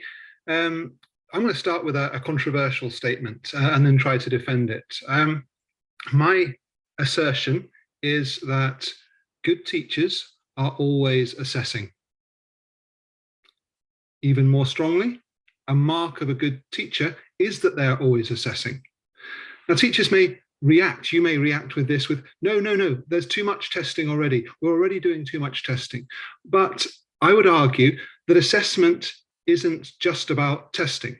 assessment is much broader, and assessment is informal and is formative and is evaluative, as well as examining and giving marks. Let's look at some of the decisions that teachers make in the classroom and before the classroom and after the classroom. From the very moment that we walk into a classroom, we're assessing the mood of our learners. We're assessing their responses to the activities we introduce. We're assessing their ability to process the information we give them. We're assessing the responses to the tasks we do in the classroom. When we monitor the students working in pairs or in small groups, we're evaluating and assessing the impact that their responses have on our plan, on our decisions of whether to move on, whether to reframe the task, whether to feedback on individual problems, whether to highlight individual errors in a group format at the end. These are all assessment decisions that teachers are making. Whenever we make a decision in the classroom about when to include content from a course book, whether to supplement, whether to adapt that material, we're evaluating, we're assessing the material against our learners' needs. We are always assessing our learners' progress. We do this in informal ways. We do this in more formal ways. We use quizzes and tests within our classroom. But I don't understand how we can be an effective teacher unless we include this assessment as a core competence of teachers. Now, it may be a little bit ephemeral, a little bit hard to get our heads around, to be concrete about what we mean about those assessment decisions. But I think that you as teachers, anybody who's been in the classroom, will understand that intuitively perhaps, and increasingly competently as you become a more experienced and a more developed teacher, you're making decisions which are all based on your assessment of the learning that's happening in the classroom. You need to decide what learners need your support. You need to decide what pace you're going to go at. You need to decide whether there have been sufficient progress for you to move on to the next item in the syllabus, to whether you have covered the syllabus appropriately. You also need to be informed with your knowledge of what's coming up in terms of more formal examinations, tests that are a part of the course structure, to evaluate whether you've given that information to the students, whether they've shown their abilities to that, whether you've brought enough content into the classroom, whether you've given them enough practice with the type of assessment tasks they'll be doing in more formal settings. All of these are based on your assessment of the learner's understanding, the learner's comprehension of content, and also their performances in responding to that content. So when you as a teacher are teaching, you are always assessing what your learners are doing. Without assessment, I don't believe that teaching can take place in an effective way. So my statement to the panel and for the discussion is that good teachers are always assessing. Thank you very much, Tom. That's a great point. And we've got a question already popped up about that, which we'll pose to later on. And now for the final presentation of the panel, before we go into the question and answers, will be Mina Patel from the British Council. Mina? Thanks, Vicky. Let me just share my slide. Let me know when you can see that. I can see that, Mina. Okay, great. Thank you very much, Vicky. Hi again, everyone. My first comment is, Tom, I completely agree. Effective teachers are always assessing, but we can pick that up later on if there are any questions about it. So Vicky said that the theme of this panel is embedding theory into practice, the teacher's perspective. And that brings up three things for me. Firstly, I think in order to support teachers to embed, well, turn theory into practice in the classroom, we need to know the skills, the knowledge and the expertise they need in order to do this. And for me, this is very contextualized. So even within Uzbekistan and your different institutions, you will need different skills, knowledge and expertise to perform the assessment tasks that your students need. And I suspect they will be different in different institutions. The second thing is knowing and understanding whether teachers have those skills, knowledge and expertise. So the first one is knowing what they need. The second is, well, do they have them? And how do we know that? And I suspect, just like our learners, just like our students, we're all in different places along the continuum. you know, we all have different skills, we all have different knowledge about assessment, and we have different experience and expertise in it. Some people will use it more than others. Some people may not like assessment, as Christine said yesterday. So it's a continuum. But the third thing, and I think for me really importantly, is teachers' own beliefs about the job at hand, their beliefs about the place of assessment within teaching and learning. And we've been hearing a lot about, well, it's all integrated, it should be part of one. But as a practitioner, do I actually believe that? And I think whether I do or not has an impact on its implementation in the classroom. But related to that is actually teacher beliefs about professional development as well. And when we talk about language assessment literacy, we're really talking about professional development, ongoing training, and what I believe about that as a practitioner, again, will impact how much I take on board and how much I use those knowledge, skills, and expertise in the classroom. So just thinking about those three things, I really enjoyed Dr. Christine Kuhn's plenary yesterday. I couldn't watch it live, I watched the recording, but I know Christine very well.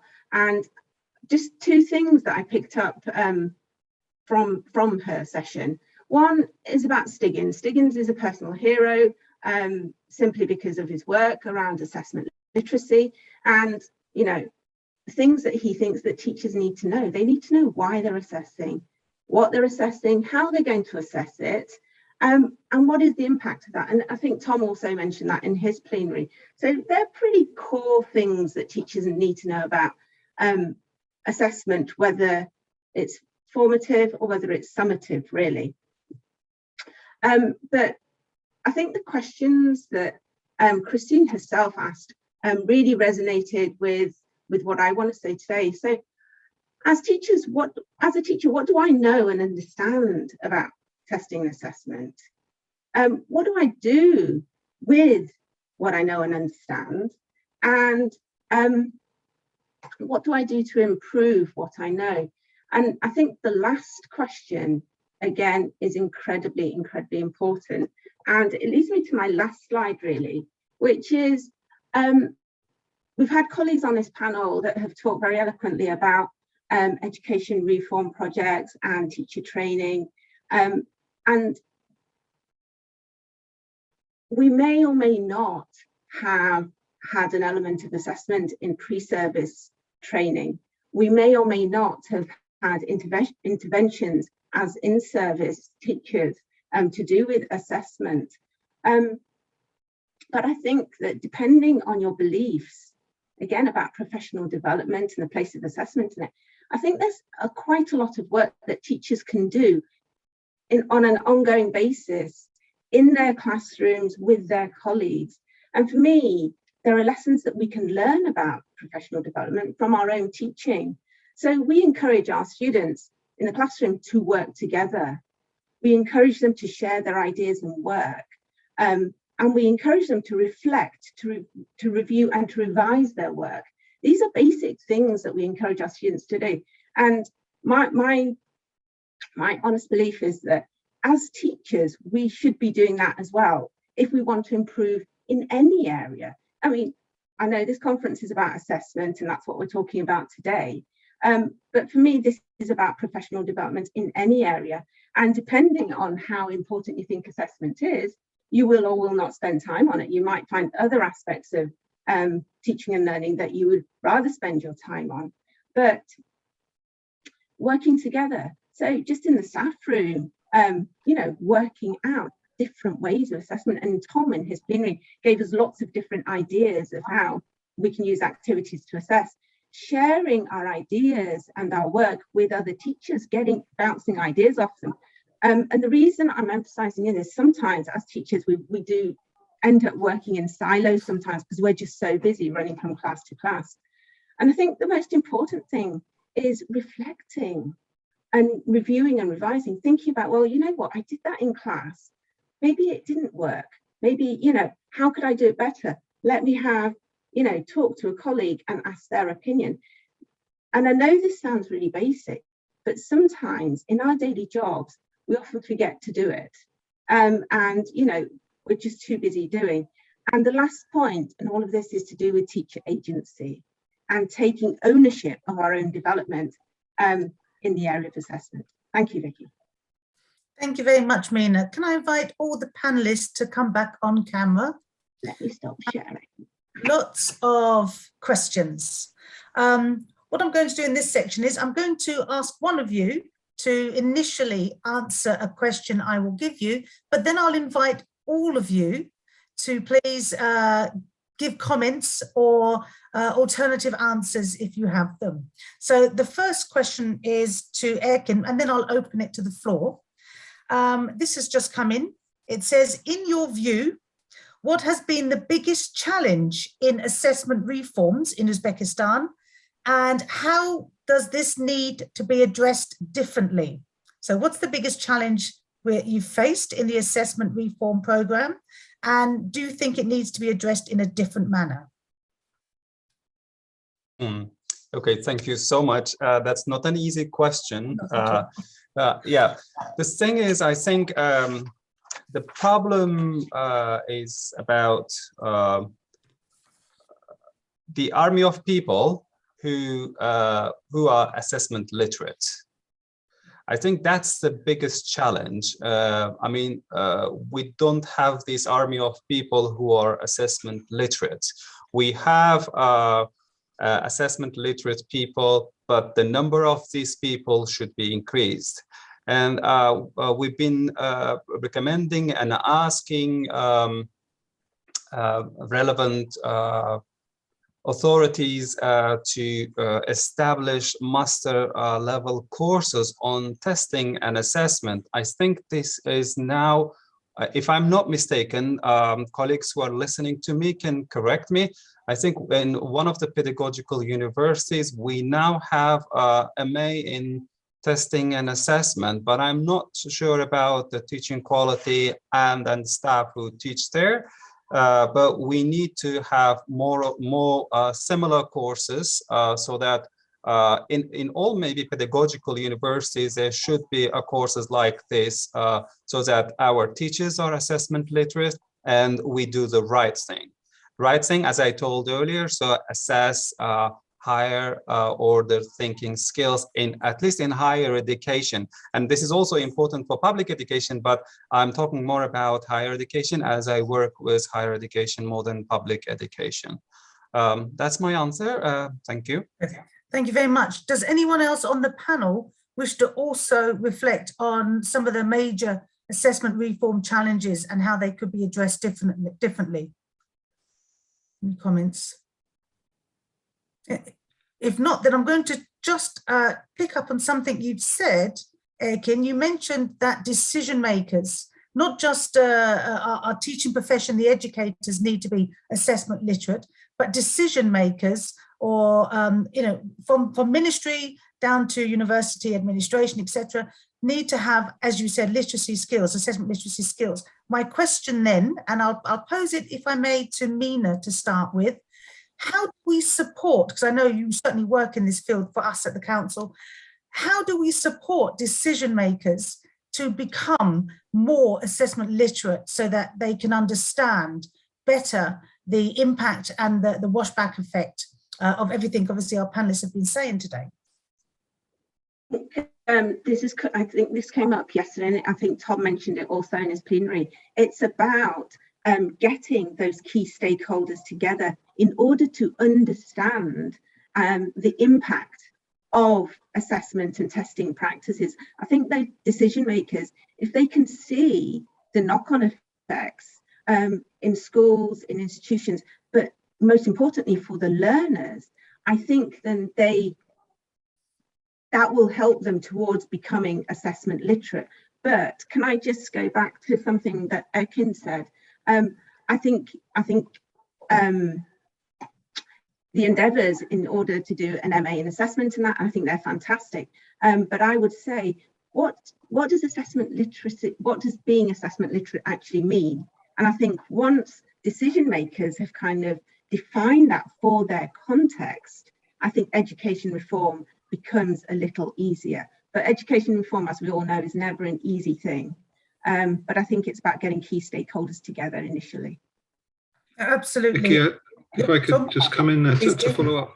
I think another important thing to remember is that assessment literacy doesn't mean the same thing for everybody. We don't need teachers to be master statisticians. We don't need them to work with item response theory and adaptive test constructs. We don't necessarily need decision makers, ministry officials to be item writers. It's about deciding what the assessment literacy parameters are for the different roles within the system. And I think there's a danger with talking about assessment literacy as if it's a single concept and there's a single course that can provide it, without being more fine-tuned in terms of what does it mean for this role, what does it mean for this position within an institution, what does it mean for this classroom activity, right up to what does it mean for decision makers about test use and the validity of that test use. And I think they're very different aspects of literacy for different roles. And one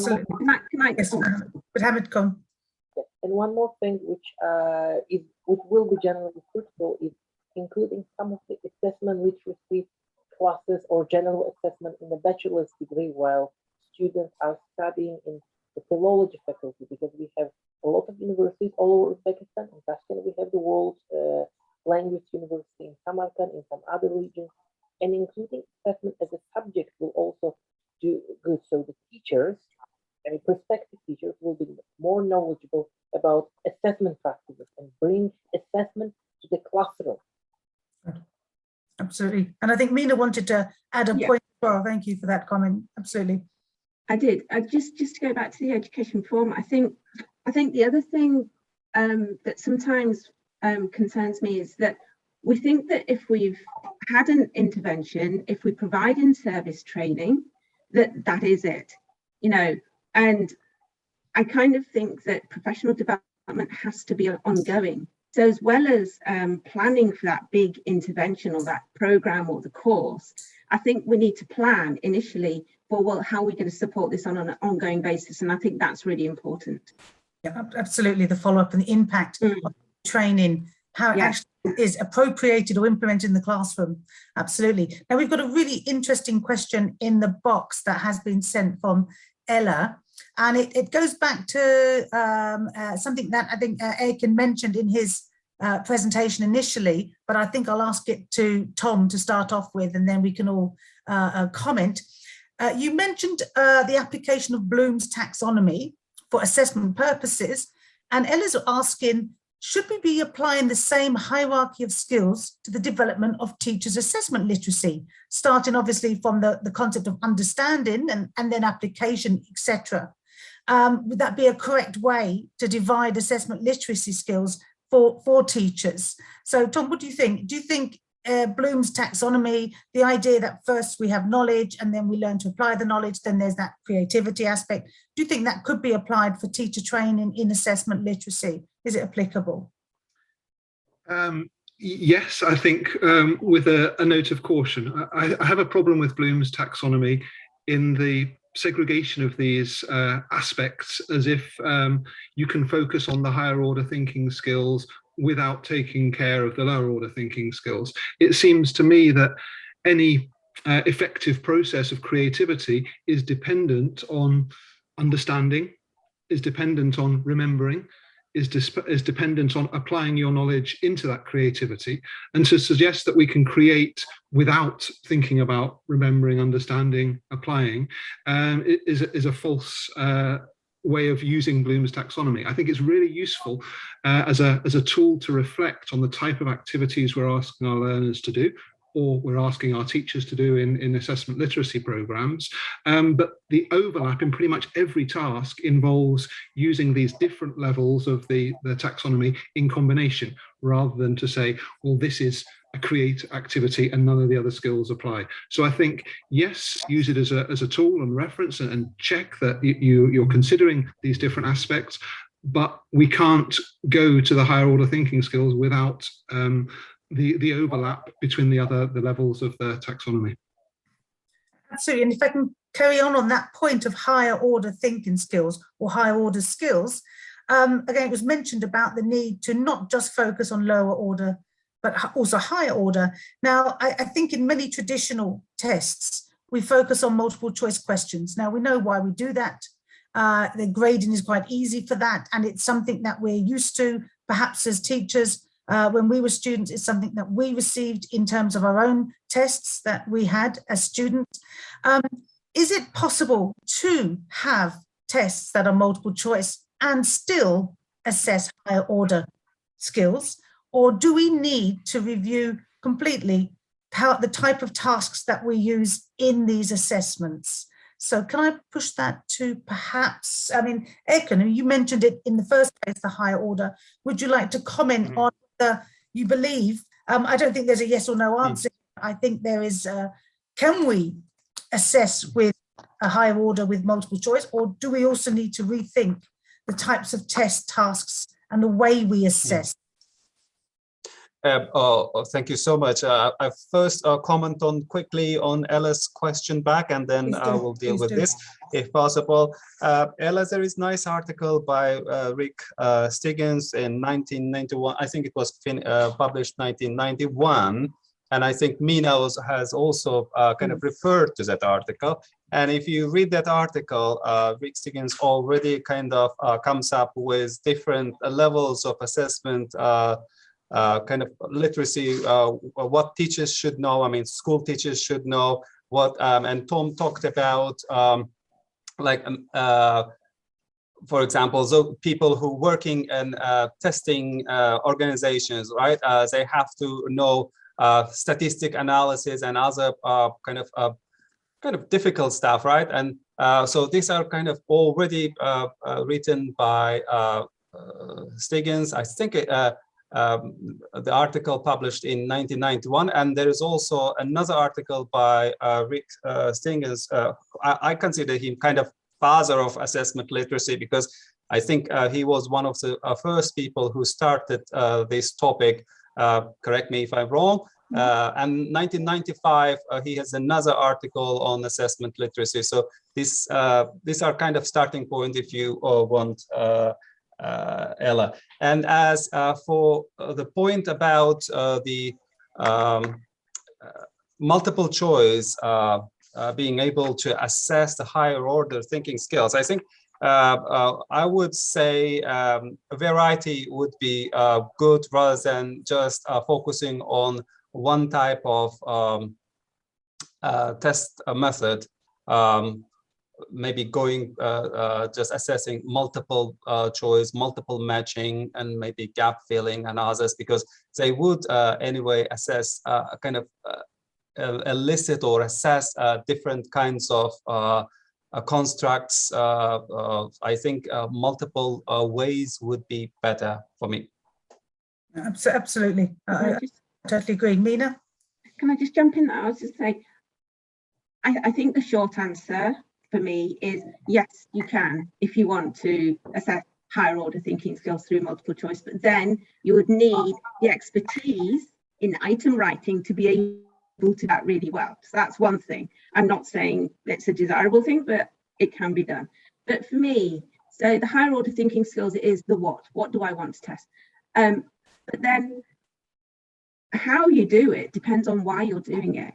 So if you're doing it as part of the course along the way, you know, as a formative assessment, then you would use a different method. If you're doing it as a summative, as an end of year kind of achievement thing, then it would be done differently. So I think how you would do it would depend on why. What's your purpose for doing it? Yep, thank you very much, Mina. Would anyone else like to add to that conversation?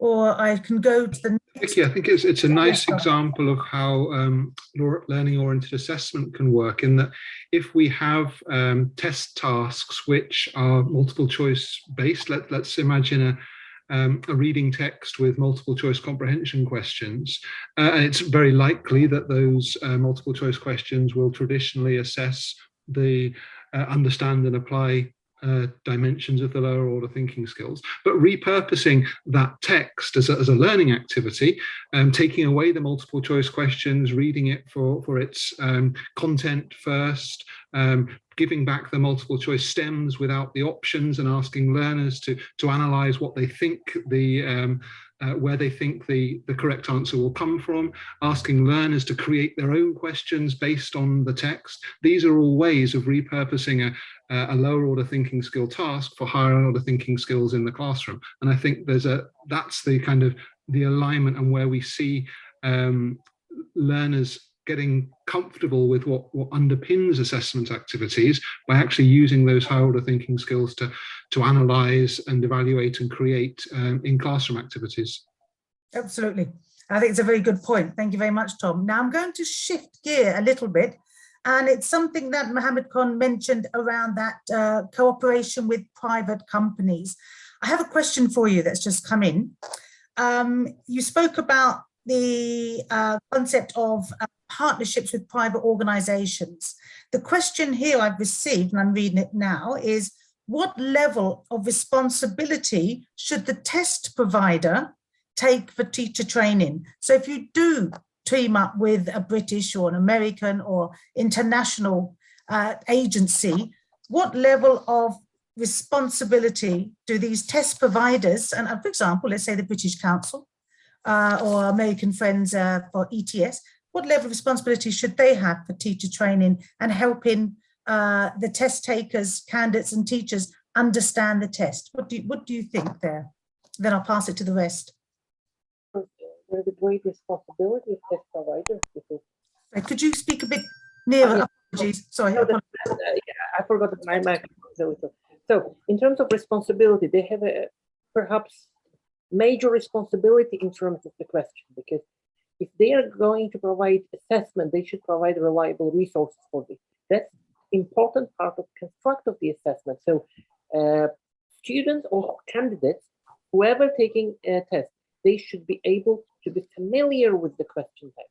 And the best way familiarization is running multiple learner training, teacher training.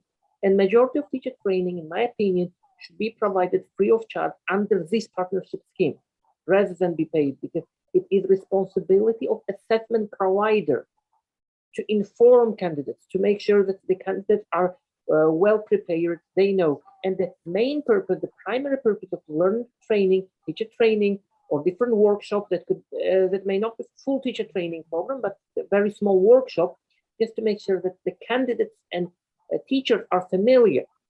So the teachers will give right instructions to students, and they will not use. There is a thing in the private sector. So if we are talking about the private sector, and if private sector don't get connected with assessment provider itself, they will find different resources. Like it happens many times with IELTS, they go to the www.unclejoeielts.com and some other third-party websites which provide with what we call IELTS gurus, who provide from their experience and from their tasks, which sometimes absolutely nonsense. In that particular respect, so to deliver right approach, to get acquaintance with authentic resources, to make sure that the candidates are going in the right track for preparing for their exams. The test provider, whether it's Cambridge, whether it's CTS, whether it's British Council or Australian agency, they have moral responsibility, first of all, to candidates, their clients, because that's how business works. Business is responsible for the client and for the needs of their clients, business, any business. And whether we want it or not, assessment has become more like a business than the education. That's the sad but true. Thank you very much. That's an excellent point. And I actually agree with you. I'm sure my colleague Mina also agree. We have moral responsibility as test providers to ensure that the candidates have all the resources necessary to have their best performance when actually taking the test. Can I pass that same question to Mina? Your hand is up. Oh, sorry, I was just going to say, not just candidates. I think it's to do with all the stakeholders involved in kind of the test use. So that's what I wanted to say, sorry. Absolutely, absolutely. And Erkin and Tom, do you have any comments or further reflections? Yeah, I think in an ideal world, yes, the answer is that that moral responsibility will be operationalized. But I think in practical terms, assessment literacy needs to start much earlier than relating to a particular test used in a particular context. And so there can't be a rejection of the responsibility among other stakeholders for that. If we make a parallel with kind of course books, a lot of the training that coursebook providers tend to provide is essentially product training. It's how to use our coursebook effectively. And I think that's I've got a parallel with testing. It's how best to prepare for our test, how best to prepare your learners for our test, how best to understand what's being assessed in our test, which is great, but I don't think it really addresses the deeper issues of teacher professional development that needs to be much broader than any particular test example or iteration. And so that responsibility has to be shared out, in my view. And can I take that point up even further, Tom? I'm going to make a statement that I believe that assessment literacy is a professional duty of teachers. I think, I'm very, very passionate, obviously my field is assessment, but I'm very passionate about the idea that teachers need to be assessment literate in order to assess whether their students are learning. If you are not assessment literate, you cannot assess if you are teaching well and if the students are developing, progressing, or have learned. So obviously, now here's a great example of teachers who are passionate about assessment and listening in to this webinar. And Mina mentioned certain ways in which teachers could collaborate. I think that's a really important point. So that's my next question. Teachers can wait for teacher training. We know that's never going to be enough. It's often not enough or too short or not very impactful in many respects in every country. You're not talking about a country in particular. And as you said, there are some agencies who are more interested in perhaps training around their own products. A business perhaps, as I think it was mentioned as assessment. What practical advice do you each have for teachers, in addition to obviously listening to webinars? What practical advice for them to come away tomorrow and, in the next week, improve their assessment literary skills? Put everyone on the spot here. Yeah. So would anyone like to start? I'll put Mina, I'm going to ask you, because I know your PhD is in assessment literacy. So I don't think you're being put on the spot personally. Do you know what? If I was listening into this conference tomorrow, what I'd like to do as a teacher is tomorrow go and find an assessment buddy. So, as I was saying, work with other teachers. That assessment buddy doesn't have to be for life. I don't need to meet them every day. It could be once a week, if that's what my timetable allows. And it could be once a week for the next month. That's what I would do. And I would work with somebody. And then when you sit down for the first time, you work out over the next month in, let's say, the 2 hours we might have over 4 weeks, what are we going to do together? And I think that would be me taking responsibility for my bit in becoming assessment literate. And if I just clarify, in case someone doesn't quite understand the buddy system. Sorry. Buddy meaning a friend, a pal, a mate. Like, for example, if you go to the gym, you're supposed to find a gym buddy. Yeah. Things like that, or study buddy. So in other words, someone that you can team up with and you can share your perhaps rubrics, share your ideas for assessment, share. That's what we mean by the buddy system, in case that wasn't quite clear for all. And can I just add one more, Vicky? Sorry. And I thoroughly recommend that everybody goes back to Christine's plenary from yesterday, because she had slides and slides of amazing ideas and resources. She did indeed. Yeah. And can I then go to, yes, Mohammed Khan, for your contribution, please? Yes. Another thing which I would advise to teachers is find a good online course. Now we have very good online resource. One, I think, on a platform called futurelearn.com is the British Council, a very good. And even if I did a lot of reading in terms of assessment and assessment literacy, as I told, my major is business, so I had to read a lot just to get into some other experts. But I still find a lot of useful information online. Even if you read a lot of textbooks, sometimes you may forget some important elements. So these online courses can be useful, not for novices who are just entering the assessment, who never knew about assessment, who never used, but also for experience, they could get some information, maybe something they forgot or something they skipped while doing a lot of reading. So I would suggest to Future Learn.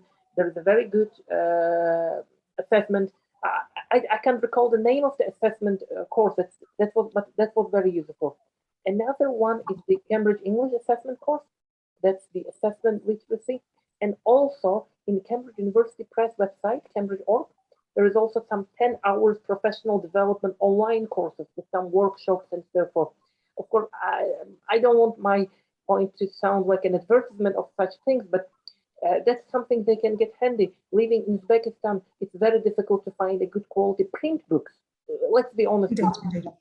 And I think our colleague here, Tom, your institution also has an assessment literacy course. Is that correct? Absolutely. We have a NILE online course in testing, evaluation and assessment, which is available through the NILE website. Thank you, Vicky. Perhaps we could, Mark or one of my colleagues, perhaps we can put the link up to that if possible, or at least to the, yeah, because that would be great. Okay, unfortunately, I think we're running out of time. We've only got 1 or 4 minutes left, so I'm going to take that time to thank the panelists. I think everyone has had a very interesting experience listening into your expertise around the subject of language assessment literacy. So I'd like to thank all the panelists for their contributions, and also thank you very much, audience, oh yes, we have your link now put up in the chat. Thank you, Joanna. Yeah. And listen, and thank you very much, audience, for all your comments. There's been a lot of thank yous to the panelists, and obviously evaluation about great idea, or yes, interest in relevant subject. So thank you very much to all of you. And now we're going to be moving on, if we can. So panelists, you can take your cameras off now, and your Thank you, Vicky. So thank you, everybody. Your job. Thank you very much. Thank you very much. Thank you. Now we have around a few more minutes. First of all, I'm going to quickly summarize the day in a couple of sentences. Then I'm going to hand you over to the Deputy Director of the British Council and to give a formal closing. And then afterwards, we'll be having a workshop on not only aptitudes for teachers, but also the differences between B2 and C1 in the CFI and productive skills, because I think that's quite relevant. So just before I hand you over to the Deputy Director, Jamila, of the British Council, I'd like to say another wonderful day, a fantastic plenary from Tom. Thank you very much, Kiddle, from NILE Institute. Very, very interesting perspectives on what teachers should know, and the fact that it's not just about assessing knowledge, it's about assessing the use of English and how we think about that, and also how we think about what we assess, how we assess, and when we assess. And then we moved on to a really interesting panel around the necessity of assessment literacy, and not just for the teachers, but for a whole range of stakeholders involved in the education reform programme, from ministerial to university admin, to obviously to teachers, educators, textbook publishers, a whole range of stakeholders, the media even, that we need to educate in assessment literacy, with some very good suggestions from all the panelists. So now it's my pleasure to hand you over to Jamila from the British Council, and she will formally close the initial part of this conference. But don't forget, at past, so in 10 minutes time, we will have a workshop on aptitudes for teachers and the CFR. So Jamila, over to you. Thank you very much, Vicky, and good afternoon, good morning, good evening, everyone. I'm delighted, to say a big thank you to all of you for making this conference such a success. And of course, my special thanks to all our speakers for excellent contributions, really relevant, high quality, to the point. And in the context of large-scale national reform in Uzbekistan, we now see that this discussion, this conference has been really, really important. And everyone has been talking about the need and the importance of bringing all stakeholders together in a systemic way. And this is the way forward, we all agree. And I think in a way, our conference was a very good example of connected thinking. Because at all the stages of the conference, we engaged with all stakeholders, with all of you, to ask you where and what are the key issues in assessment and what it is that we can do together.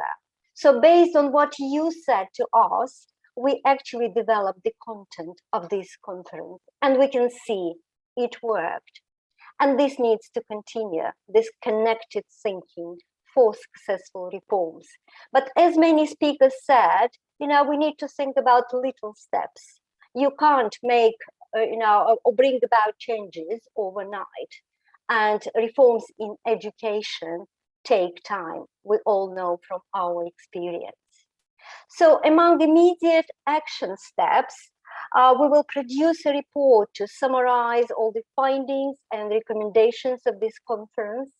We will then discuss this report with the National English Reform Steering Group under the Ministry of Public Education that the British Council co-chairs. We will also be talking to various networks and professional organizations to sense check next steps, and of course we will ask all of you for your feedback. And everyone has said education reform is a complex matter. We all said that we need to take a holistic approach to reforms, and we need to bring together all four drivers or pillars of English reform, and that is curriculum, its assessment, its methodology, and materials. So recently, the British Council, in collaboration with the Ministry of Public Education and with Cambridge Partnership for Education, commissioned a report around English curriculum reform strategy. So we will be sharing this report with all of you, and this is exactly what the report is stating. You need to take a holistic approach. But also as part of this project, we trained a team of national curriculum writers.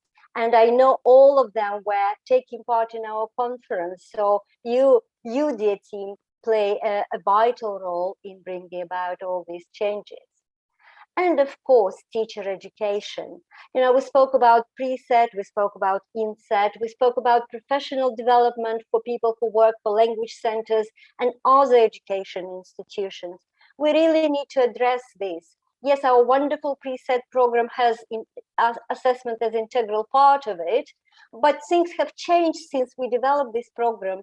And I think there is a big demand for us to look at assessment literacy module in this program. And yesterday and today we unpacked key ingredients of this module. And I think it will be good for us to think how we take all these ideas forward. And online teacher communities, really, really important.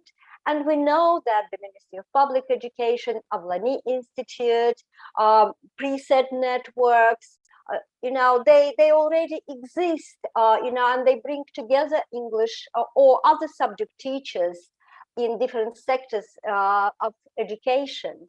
And of course, the British Council, in collaboration with the Ministry of Public Education, has just created online teacher community, and we started offering CPD courses for English teachers, for 900 English teachers in public education.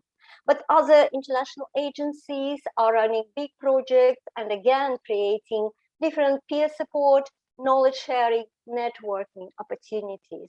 But we need to coordinate this, and we need to inform teachers about all the opportunities that exist. And among opportunities, of course, book clubs that Christine mentioned yesterday, and we referred to this idea today. As part of our famous preset program, many years ago, we set up article discussion groups, and we read professional articles in the area of pre-service or in-service teacher training, different aspects of it. And we had very meaningful discussions around that. We can actually, share our know-how that was developed as part of this project and start assessment literacy reading groups. Why not?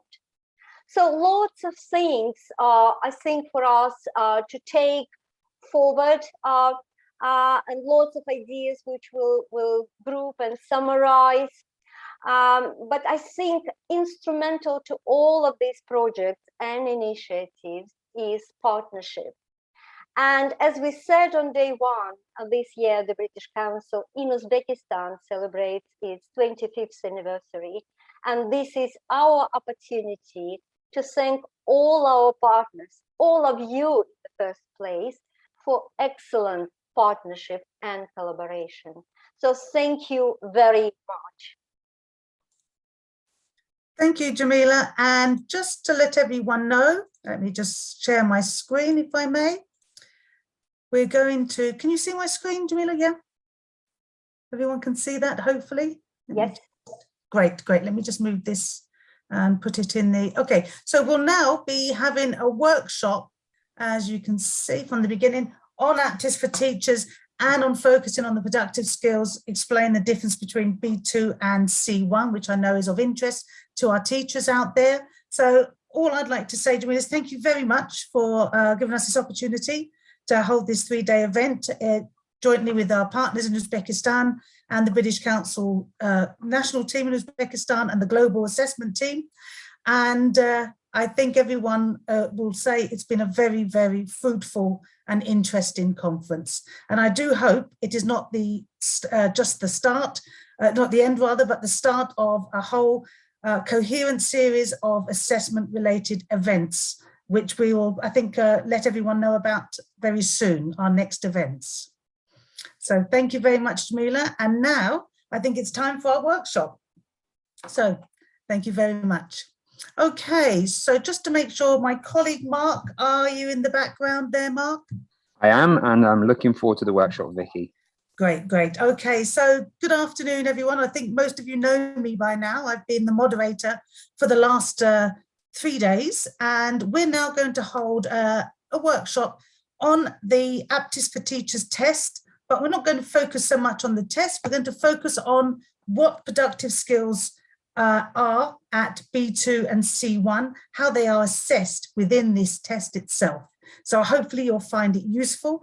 I'm going to be presented. My colleague Mark is going to be in the background gathering questions and answering any inquiries. So let's just get started, shall we? We'll be talking for about 45 minutes or so, and then basically, let my watch so I can see my timing, and then basically we'll have a Q&A session. So feel free to comment and add questions as I go along. Okay, so what are we going to be looking at today? Let me just make sure this works. Here we go. Okay, well, the first thing we're going to look at today is around what Aptis is, and I really want to put that in the perspective of what communicative language testing actually means. How is it different to traditional testing? I'm sure you've heard about communicative language teaching, so what's communicative language testing all about? Then I'll talk very briefly about the test Aptis for Teachers, but the main focus of our workshop is this CFR. What are the levels of the CFR? What do they mean? What's the difference between B2 and C1 in speaking and reading, etc.? And you're going to be having some activities where you're going to be looking at descriptors of the CEFR and trying to guess their level. So that'll be a sort of a job for you to do in this workshop. And then we'll take a look at some of those tasks in the test, the Aptis for Teachers test. But again, we're going to focus on the productive skills because of the time constraints of this workshop. And we'll see how those tasks relate back to what we have been told or what we've looked at around the CFR earlier in the workshop. So let's start, shall we? I think most of you have heard, hopefully, about the test called Aptis. It's a computer-based test of all 4 skills. It was designed and developed completely by the British Council, our team of assessment experts. What's important about this test is it is actually mapped or aligned to the CEFR, or we just sometimes call it the Common Framework of Reference, CFR. The word European is a little bit confusing. It's not just for European languages. It was funded and developed by the European Commission. That's why they put European in, and initially was to be used within Europe, but it's actually applicable to all languages and all contexts, albeit with some localization. why is that important? Well, you'll see later on the uses of the CFR, and you'll see how it can be used for you as teachers to develop yourself. So I'll leave that for a second because we're going to come back to that. But it's an important point that it's aligned to the CFR. How we've aligned the test is in our research manuals, which is online. So you can have a look how we align tests to the CFR, a question I'm often asked by many people. Now, the aptitude test has been taken by over 1.2, 1.3, I think, million people worldwide. And it has been used in at least 85, I'm sure there's more countries now, by governments and education institutions for teacher certification, university entrance, assessing teenagers.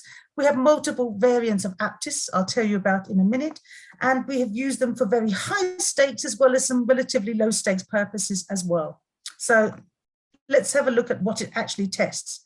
Aptitude for Teachers tests 4 skills: reading, writing, listening, speaking, and we also test grammar and vocab separately as well. The reason for that, I'll tell you right at the end, if I may. So we have the 4 skills, plus an additional component for grammar and vocabulary. Now, the aptitude test, I'm going to move this away for a second so I can see my screen. Now, the aptitude test has multiple variants, in other words, different types of aptitude tests.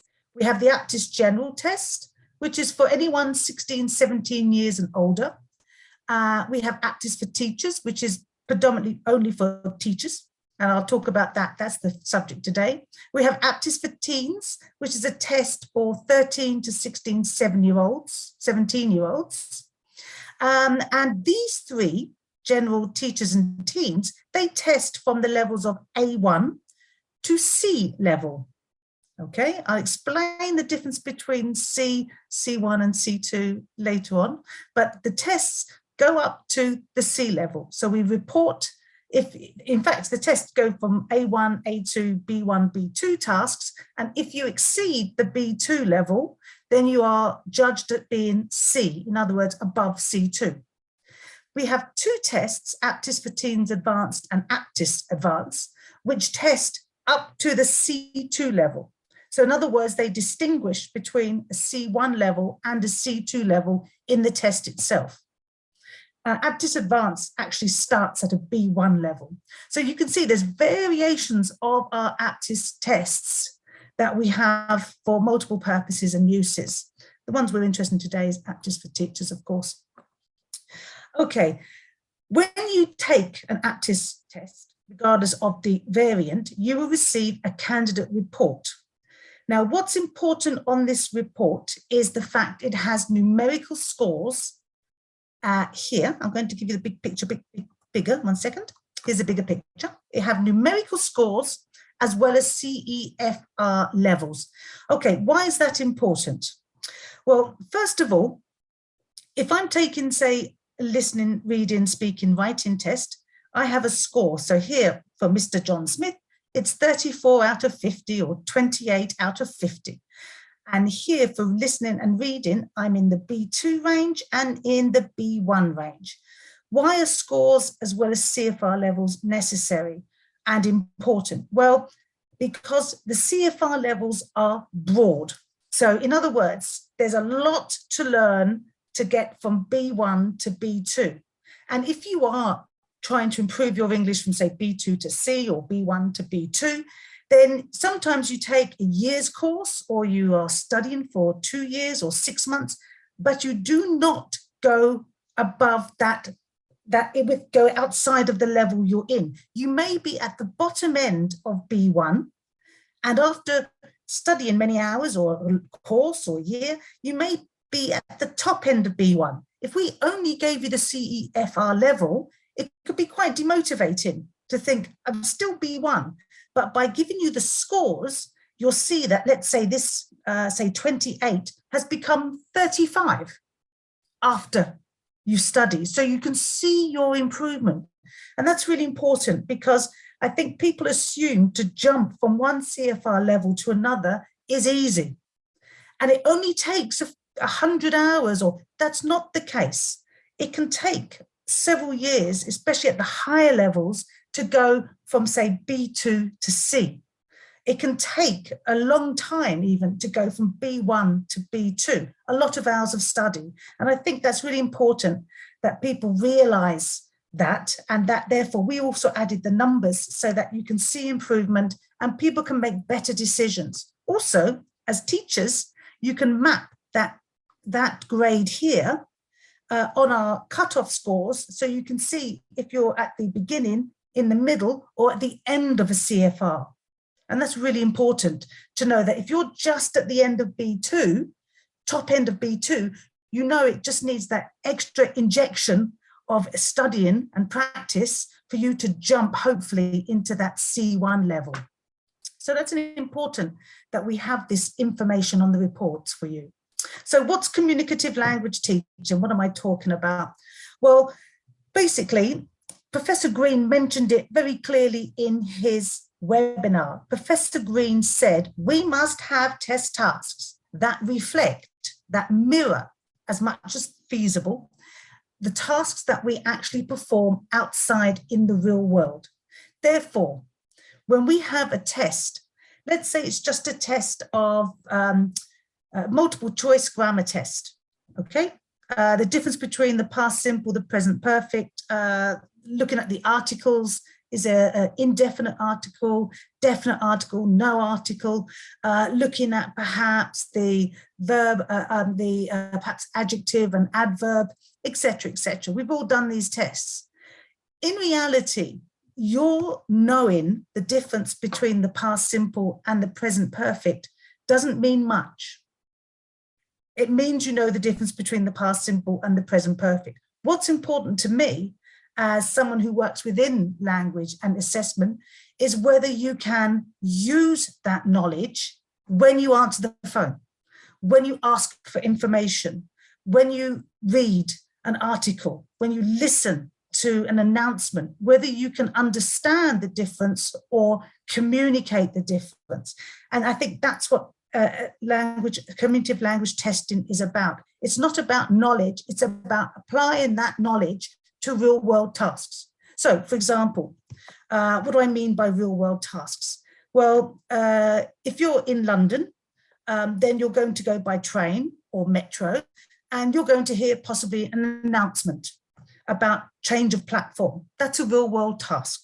That's a sort of task that I would like to see perhaps in a general English test. We all have to write emails, right? I don't have to write criticism on a poem in real life at school, yes, but not in real life outside the school. So I would like to be able to write proper emails in a work environment or in a social environment. So that's what I would like my tasks to look like. That's what I mean by real world. I don't mean taking the exact task from outside. I'm talking about taking the types of tasks that we use in the real world outside of the classroom. So that's communicative language testing. It involves real tasks. It's performance-based. In other words, we have to speak and we have to write. Okay, we have to write an email or report or a complaint, for example. We have to speak. We have to answer questions or share information. That's what I mean by performance. And also this idea of authentic goes back to real world. What do I mean by creativity? A good test doesn't mean you can practice 100 tests and then get a good score. It means that when you see the task itself, you have to use all that knowledge you have, your grammar, your vocab, your knowledge of how to be polite or how to be concise or how to organize an essay. You have to use all that knowledge in order to do the task. It's not something you can learn at home and regurgitate in the test room and get a good mark. There's no point in getting a great mark in a test if you can't use English outside of that test room.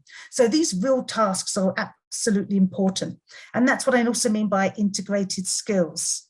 When we speak, we are using grammar, vocabulary, pronunciation, our knowledge of social structures and norms and politeness. We're using our knowledge of how we structure language. That's what I mean. But a test has to use integrated skills and not to separate. So let's have a look at Aptis for Teachers before we start doing our little activities. I can't see, let me see if I can, from the, Mark, you'll have to tell me because I can't see the answers really, because I've got my screen as in the full. Who's heard Aptis and who's taken Aptis? So here's a question. Has anyone, if you've taken it, I assume you've heard it. So who's taken Aptis or who's heard of Aptis but not taken? Write that in the chat if we can. I might be able to see here. 1 second. Let me see. Yeah, I've got the chat here. Okay, we've got a couple of herds. That's good. Okay, got some takens. Excellent. Okay, good, good, good. Great. And someone's got a great grade. That's fabulous. Okay, so we do have some knowledge of Aptis for Teachers. Let's talk about that now. Well, what is it? Let me pass it 1 second. Okay, Aptis for Teachers is designed specifically for the education sector. In other words, the tasks, the topics, the scenarios are related to education and teaching.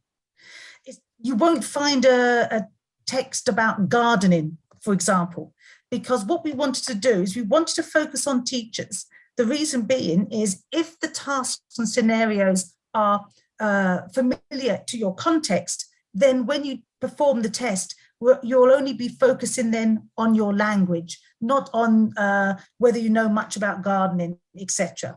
And that's what we really wanted to do for the teaching sector, is to have a test that is really designed for them in terms of their understanding that the real world task that you as teachers perform, again, that authenticity, that alignment. And this is what we've done with Aptis for Teachers. Okay, and it's an English language test, not to do with your methodology, it's an English language test. So it looks at your English proficiency level. There's 5 components. Here are the 4 skills, and there's that extra grammar and vocabulary component I mentioned. So reading's 35 minutes, writing is 50 minutes. You have 4 tasks in reading, you have 2 tasks in writing, 4 tasks in writing, In listening, you have 55 minutes, but you can listen twice to all the recordings. So you could actually complete this in half the time, the listening. So say 30 minutes. It's just that we give you the full amount so you can listen twice.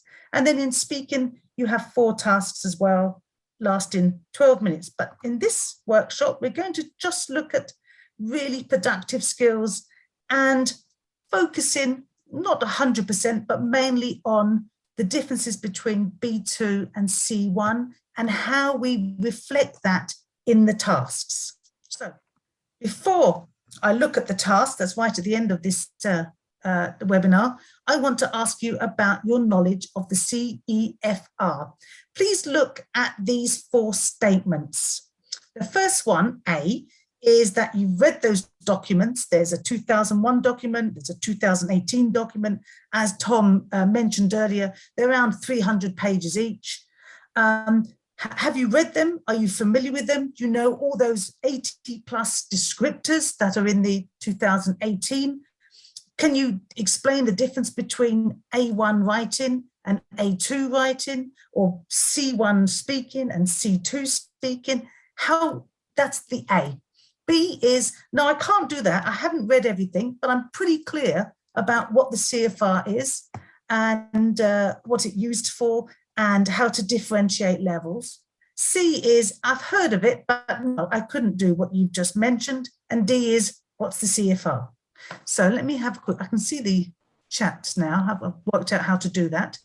Okay, so, okay, got a few A's, fabulous. And we've got some C's as well. So we've got a whole range of people, and there's even, people who haven't quite heard of the CFR. So this is great. So this will be a great introduction for you. Fabulous. Okay, we've got a whole range. We've got a whole range for everyone. So let's go at it, shall we? Let's have a look. 1 second. Just here we go. Well, first of all, very briefly, as you know, the CFR there are 6 levels in the CFR. Okay, we'll stop there for a second because there's not. There's in fact a pre-A1 level, pre-A1. A1 already you can do something, right? There's pre-A1, and of course there's A0. I'm A0 in the Uzbek language, unfortunately, yeah? But I'm A2 in Spanish, and I'm C2 for example, in another language. But C2 is also not the highest. C2 means highly proficient language learner, okay? It doesn't mean native speaker. It means highly proficient language learner. In fact, there is a D1, D2, and E1. If you look up Brian North, who is, Mark, you can put his name into the chat.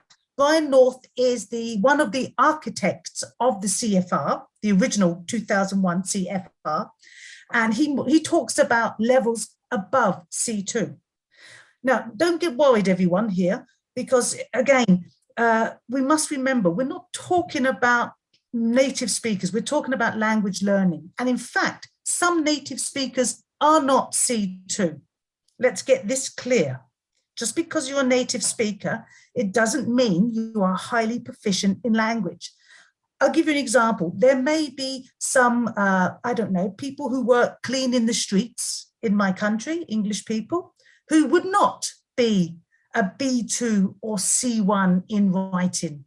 They may not be able to write an academic essay and structure it well, etc., etc.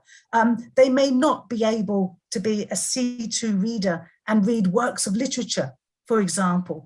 So please, let's forget about this native speaker, non-native speaker nonsense. Let's just talk about levels of language ability. And hopefully we all speak several languages, I'm sure, and we all have a whole host of abilities. As I said, I'm an A2 in Spanish, I'm a C2 in German, I'm a B1 in Farsi. I have a whole host of languages, and most of them in the basic level, I must admit. But that's exactly why we have the CFR. And we have basic user, independent, and proficient user. I won't go into mediation interaction. That's a whole different workshop. Okay, so why is it useful? Well, people forget that the CFR is extremely useful.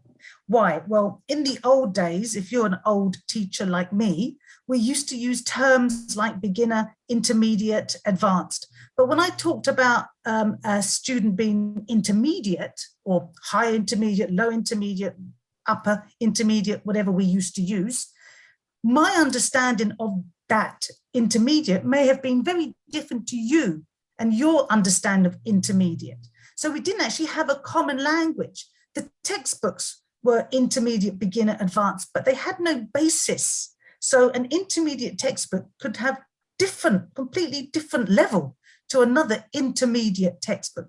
There was no linking. A test of advanced English in one context could have been radically easier than a test of advanced English in another. So we had the CFR to provide a common basis to write textbooks, to write curriculum, to write tests, to design tests as a basis to design that. And as a common language for us as professionals, when I say my student is B1, you know what B1 is. If you know the CFR, you have a clear understanding of what my student cannot do, and where he or she needs to go, what she needs to do to get to B2, so up that ladder. Okay, so that's gone. And also it's about moving up the ladder, this roadmap. I'll give you an example. I learned Spanish, and what I do, I'm an A2 here, so I'm right down this ladder.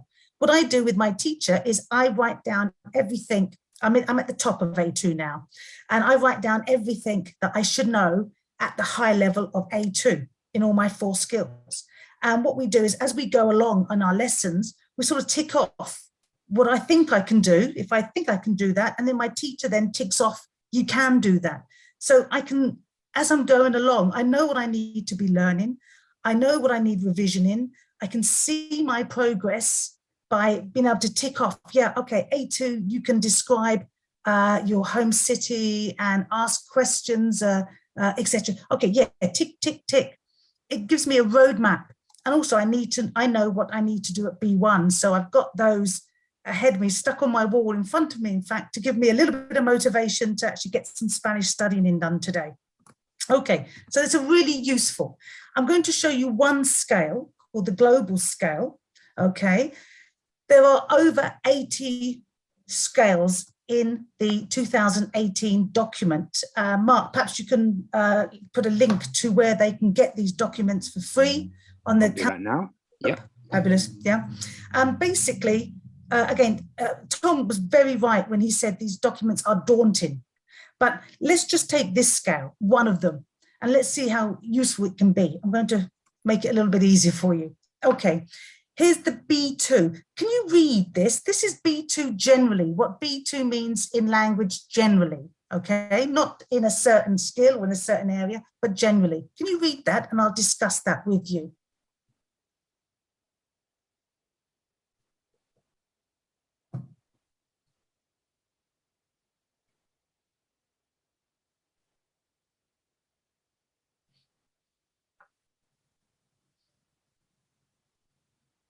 Now, I know for teachers, you need to be B2 and C for your bonus. So I thought I'd take this opportunity to go through those two levels. Okay, here's a couple of words I want you to reflect on. In B2, the word main ideas of complex text is really important. B2 means that you can read a complex text. It could be a book, it could be a novel, it could be a textbook. You don't understand everything. You don't understand every detail, but you understand the main ideas. At the end of the book, at the end of the text, you can tell me what it was about. And the text can be on concrete and abstract topics, as well as technical ones in your own field, okay? In addition to be able to understand, let's say listening, let's say I can listen to a lecture about philosophy in, say, if I'm a B2 in French, I can go to Paris, listen to a university undergraduate lecture on philosophy, for example, and understand the main ideas. Not everything the professor has said, but the main ideas. And at B2, I can interact, so I can speak with a degree of fluency and spontaneity, okay? What does that mean? That means I don't hesitate much. I may hesitate to think of an idea, what am I going to say next? But I don't hesitate for language-related issues. So when I talk, that doesn't mean I'm perfect in grammar. At B2, we make mistakes. But the difference is at B2 than other levels below is I make fewer mistakes because what I can do is if I don't know a word, or if I'm a bit confused about the grammar, I can go around it. I have these strategies to go around it. I can, instead of thinking of the word, I can describe it or give a synonym or something. And that's the whole idea of spontaneity. I don't need to think about it in advance. I can just speak with very little pausing for language issues. We pause for content issues, but not language at B2. And obviously I can then write detailed text, so over many paragraphs. At B1, we're paragraph level sort of writing. B2, we're text writing on a range of subjects. Okay, so that's a B2. So what's the difference with C1 then? If you can read this.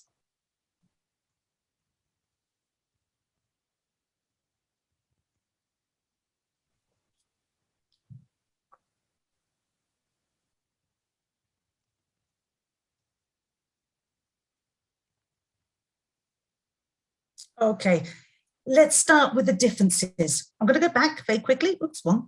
I'm going to go back. Do you remember I said main ideas? Now look at the difference here. Now I understand. Now I understand. It's not just the main ideas. Now I get the detail as well. So if you're listening to a TV show or the news in English, you understand. Yeah, there may be one or two words that you don't know, but you can get them in context. You understand.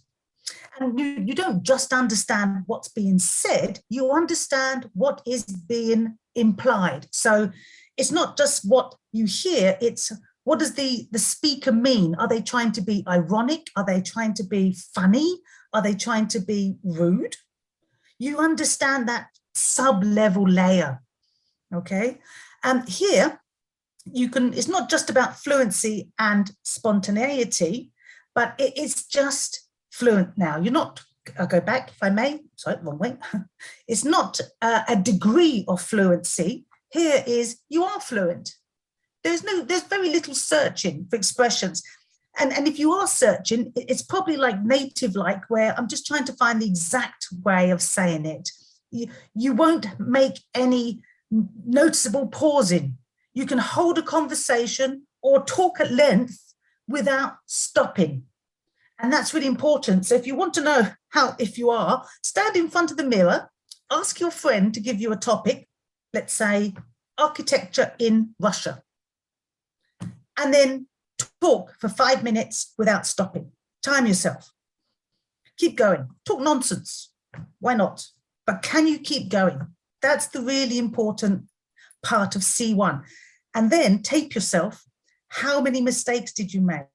How many pauses did you make? Because at this level, we don't make too many, we hardly make mistakes. Again, not because we know everything, we know a lot, but we have been able to use language for long enough that we can actually have synonyms and go around and think of other ideas.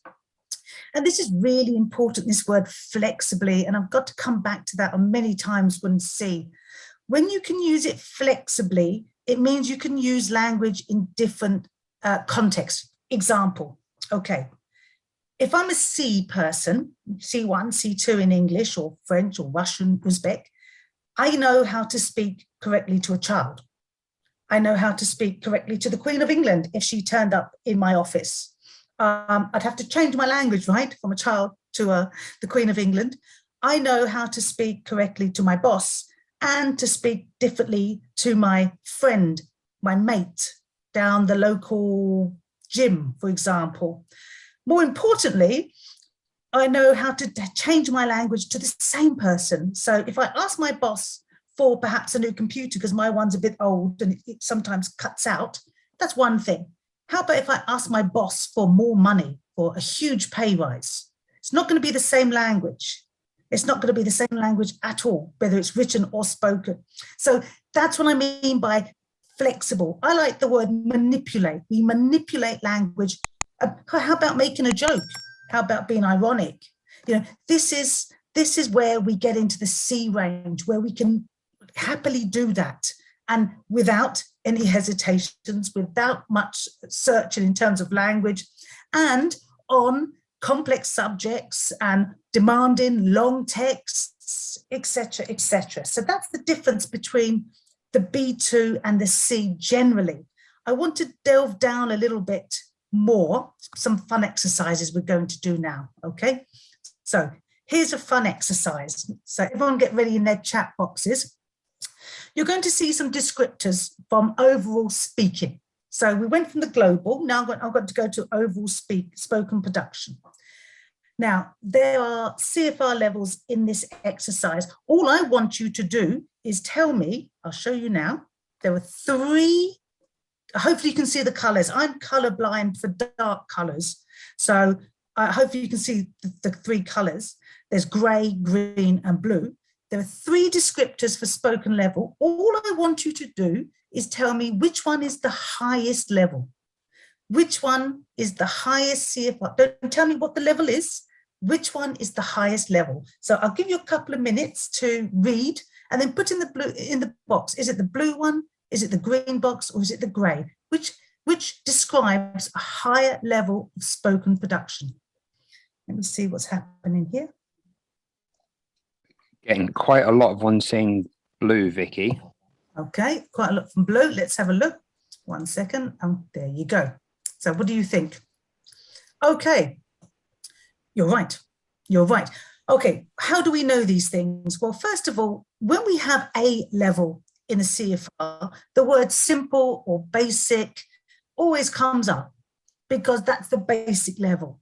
And in the A level and even B1, and this is really important, the difference between B1 and B2, everyone, right up until the end of B1, we only are staying within the familiar, things that we know. So holidays, my work, my hobbies, my pets, my food, where I live, etc. And of course, the field of education and language, because that's what I know, that's my field, that's my expertise.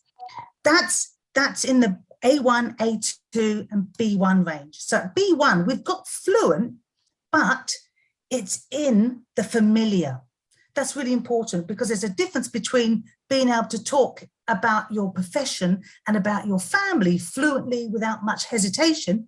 If I then said to you, okay, thank you for telling me about last year's holiday. Now tell me the difference between the architecture from your holiday in Venice or in Italy and the architecture in Uzbekistan. Now, if you're going to stop, unless you're just quickly thinking about what you want to say, that's the difference between B1, B2. At B2, you can say, the architecture, I don't really know much about architecture, but if I remember, in Venice, the houses were only 1 or 2 levels. I mean, it's a very old city and it's protected, I think, by UNESCO. And I think, obviously, the style of houses, it's very expensive in that part of Italy. So they're very small compared to our houses. And often, clearly, there's very small walkway. That's B2. So let's play another game. Let's have another go. One second. I'm going to give you 3 more. Which one has the highest level described? Again, this is speaking production again.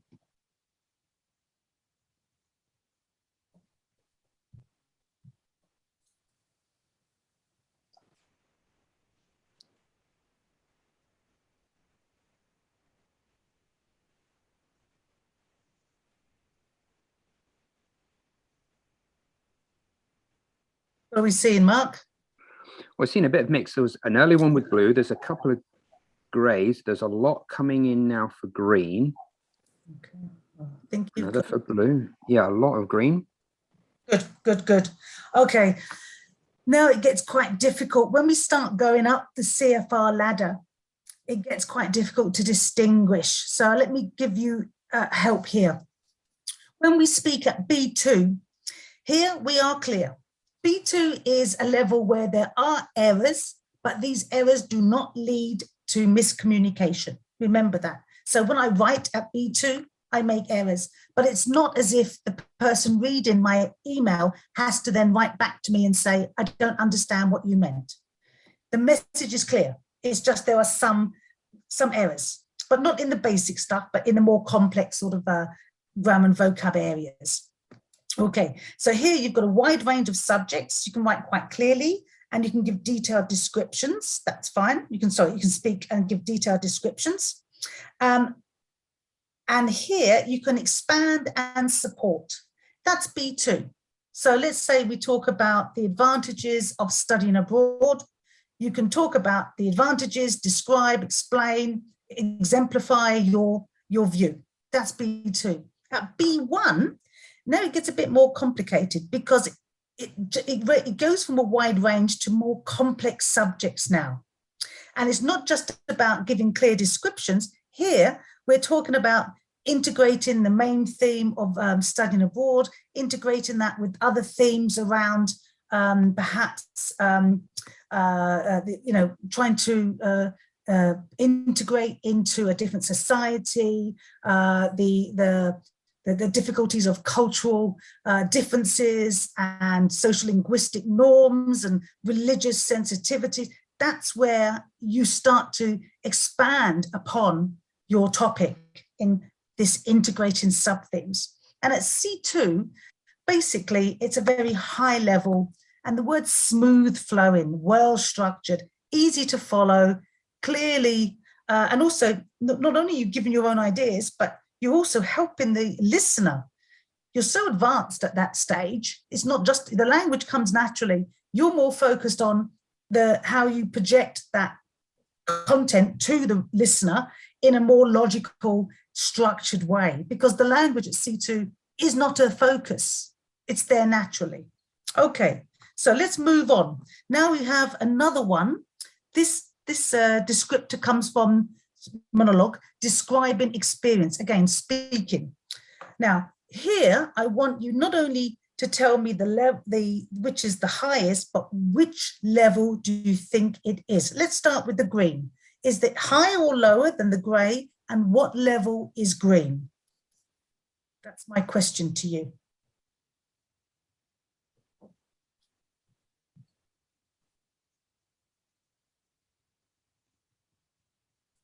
going to have a quick look and see the chat. Let me have open the chat. So we're talking about green here. Green. I can see a couple of C1s, a couple of B2s, and a B1. Vicky, Okay. another B2. Okay. Okay, again, here's some clues. With the green, we have clear and detailed, and experience, detail, description. So it must be a B2. Similar sort of vocabulary to the other one. And here, C1 is around complex, detailed with complex, elaborative, not just a description. I can describe Madrid at an A2 level. I live in Madrid. At A2, I can tell you it's a big city. It's a beautiful city. There's lots of parks, nice shops, very green. I can tell you that at A2. But at C1, I give elaborate descriptions in my, not just the basic. So it's really important that we see those differences when speaking. Okay, here's another one. This is giving information. So the grey, what level is grey?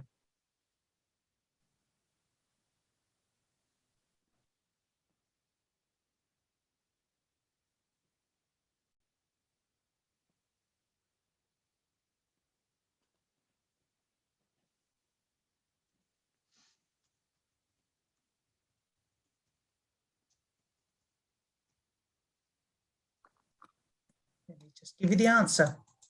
Well done. I saw a lot of you with B1. Excellent, excellent. Yeah, excellent. Okay. Now, how do I know it's B1? Because it's about straightforward. It's not really a different complex or many subjects. It's about this straightforward. Is always associated with B1 factual. And the word familiar, remember, I said the difference between B1 and B2 is B1, you're at the fluency in the familiar. You can talk, describe, explain at length in the familiar. All of you, I'm sure I can ask you about your job and your family, and you could talk for hours.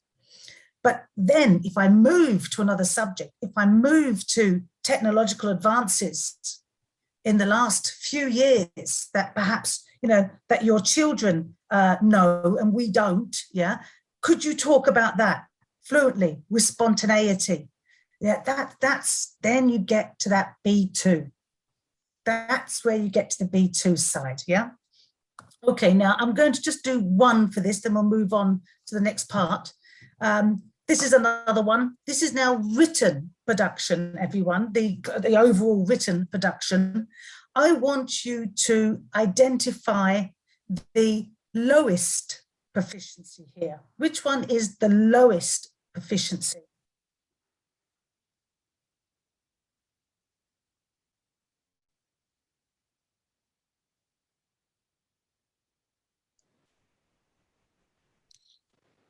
Couple of people in with grey.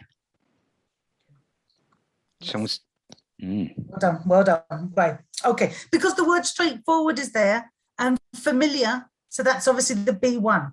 Variety of subject, that goes to B2. And then here, well-structured, complex. Now, that is here. This is where we're going to be looking at in a minute for Aptis for Teachers, everyone. So I'm going to jump across a little bit, if you don't mind. Now let's focus on Aptis for Teachers, the test. How does this, how do we assess these skills that we talked about in the CFR in our test?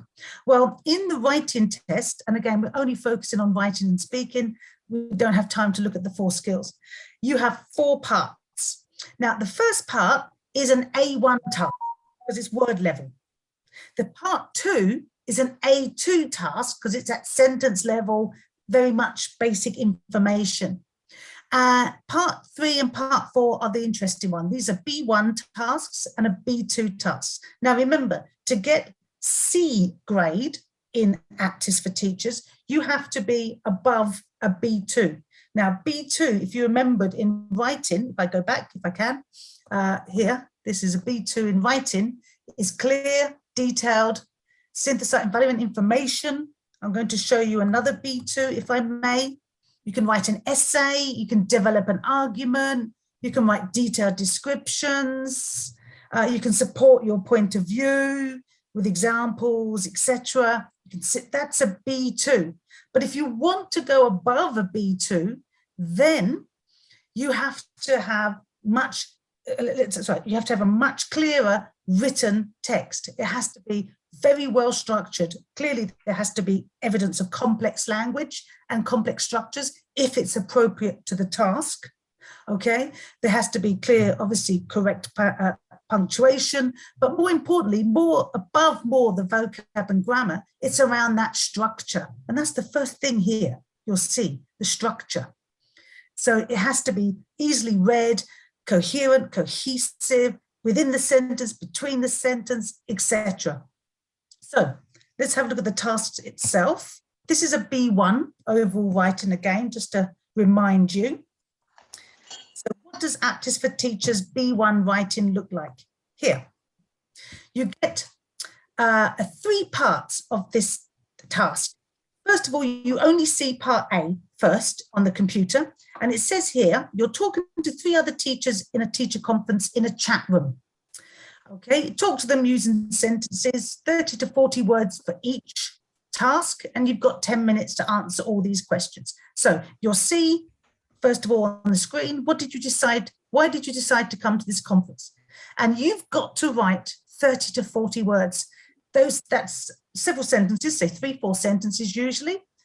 What's important is you have to write, obviously correctly at the level for B1. You have to have, so the grammar, the vocabulary, which is associated with B1 or higher if you are a higher level.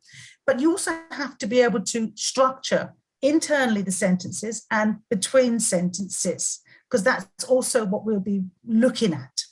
Once you've answered A, B pops up. So then you'll see, okay, so what's the most interesting thing? This is this idea of spontaneity, creativity, unpredictability, performance-based, real-world tasks, everything we talked about at the beginning, but also it's also around the B1. So it's a familiar topic. The conferences are familiar. You're in one now.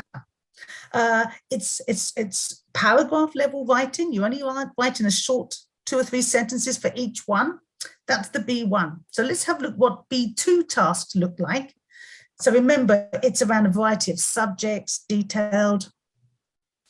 Let's have a look at the B2 task. Okay, this is different. In our B2 tasks for Aptitude for Teachers, you have 2 parts. The first part is an informal email. The second part is a formal email. Remember this, being able to flexibly change language. At B2, you should know the difference between formal and informal. You may not be able to make jokes in writing. That's more of a C level, I'd say. But certainly you must be able to know the difference between writing informally to your colleague and writing formally to an unknown person. And that's what we're looking at here. In the first, it's only 50 words, but in the second part, you've got literally 150 words. That's over several paragraphs. So here, remember the C1, it's about coherence, it's about structure, it's about being able to change language. That's what's coming out in these tasks. Now I'm going to go quite quickly onto the speaking, because we've only got 5 minutes before I take some questions, but we're nearly towards the end.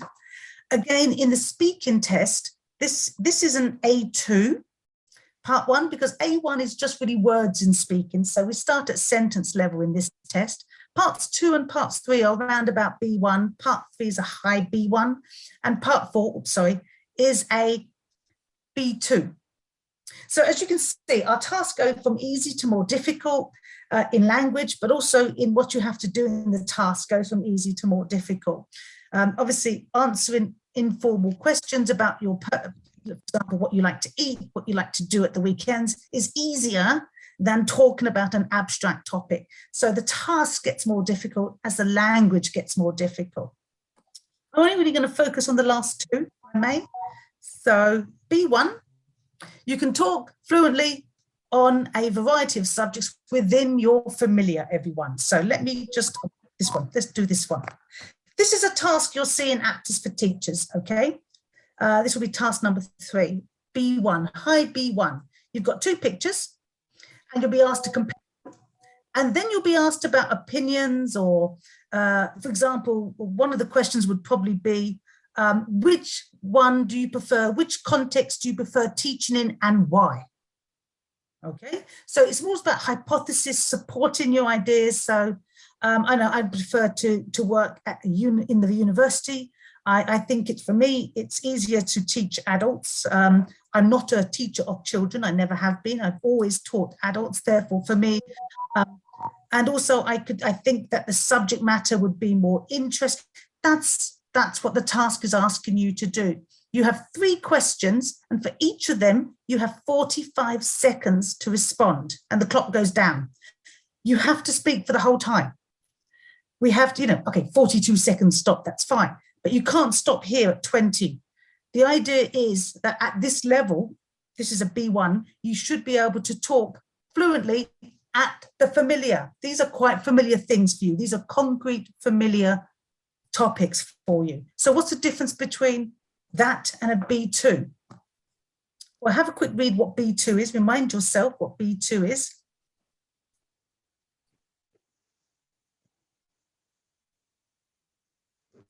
Wide range of subjects. And in speaking, it's also about not just concrete subjects, but abstract subjects. So I don't know if you can see this, it's not the biggest, but you'll get a picture. And what's important is this task, you'll be able to see the questions. In the last task, you hear the questions for the other task. This one you see because you have 1 minute to prepare and 2 minutes to actually speak. 2 minutes is a long time because we're not expecting hesitations, remember. You should be able to speak fluently and with spontaneity at B2 on a wide range of subjects, both concrete and abstract. That's why we have this type of task. That's how it aligns to the CFR. You get 1 minute to prepare. So talk about the last time you gave help or were helped by another teacher. How do you feel about being observed by a colleague or manager? And how important is colleagues' advice in the training of teachers? Now, you have 60 seconds to think about what you want to say, and then the clock starts, and you have 2 minutes to speak and answer those questions. Now, to get to the C level, not only must you show evidence of the vocabulary, the correct grammar, control of grammar at C, but you also have to show control that you've structured the talk. You have signposts for your listener, that I'm able to follow you clearly. You're able to describe at length and have elaborate descriptions, not just basic descriptions to support your view or your answer. So as you can see, we had very little time, but what I was trying to do is show you how the CFR is in these tasks. When we design tasks, we design starting with the CFR in mind. So I'm going to stop there and I'm going to see if there are any questions. We've got about 10 minutes, haven't we, Mark, for questions? Yeah, we've actually had a load of questions. I'm not sure if we'll be able to get through all of them. One from earlier on, somebody asked, you mentioned that it takes about 55 minutes to do the listening and you can listen twice. If somebody has to listen twice, does it mean that they're going to get a lower score? Not at all. In the real world, if I'm listening to someone, even as a native speaker, sometimes I miss it because I'm thinking of something else or there's a noise in the traffic. In the real world, I'll be able to say, I'm sorry, could you repeat that? So in order to incorporate the real world into our tests, we allow people to re-listen. That's why you can get that second listening. For tests that test at a C level, so for Aptitude Advanced, C1, C2, where we have tasks at that level, you only get to listen once. Because at C level, even with disruptions, you should be able to get the ideas. But in this test, you are allowed to listen twice with no problems with the scores. Thank you. There was another really good question. It kind of links to something that was mentioned throughout this conference. We're talking about, multiple choice questions and how do you improve. Someone was asking, in the Aptis for Teachers test, is it all AI rated? Or is it all computer assessed? Actually, it's all human assessed. Now, there's a reason for that.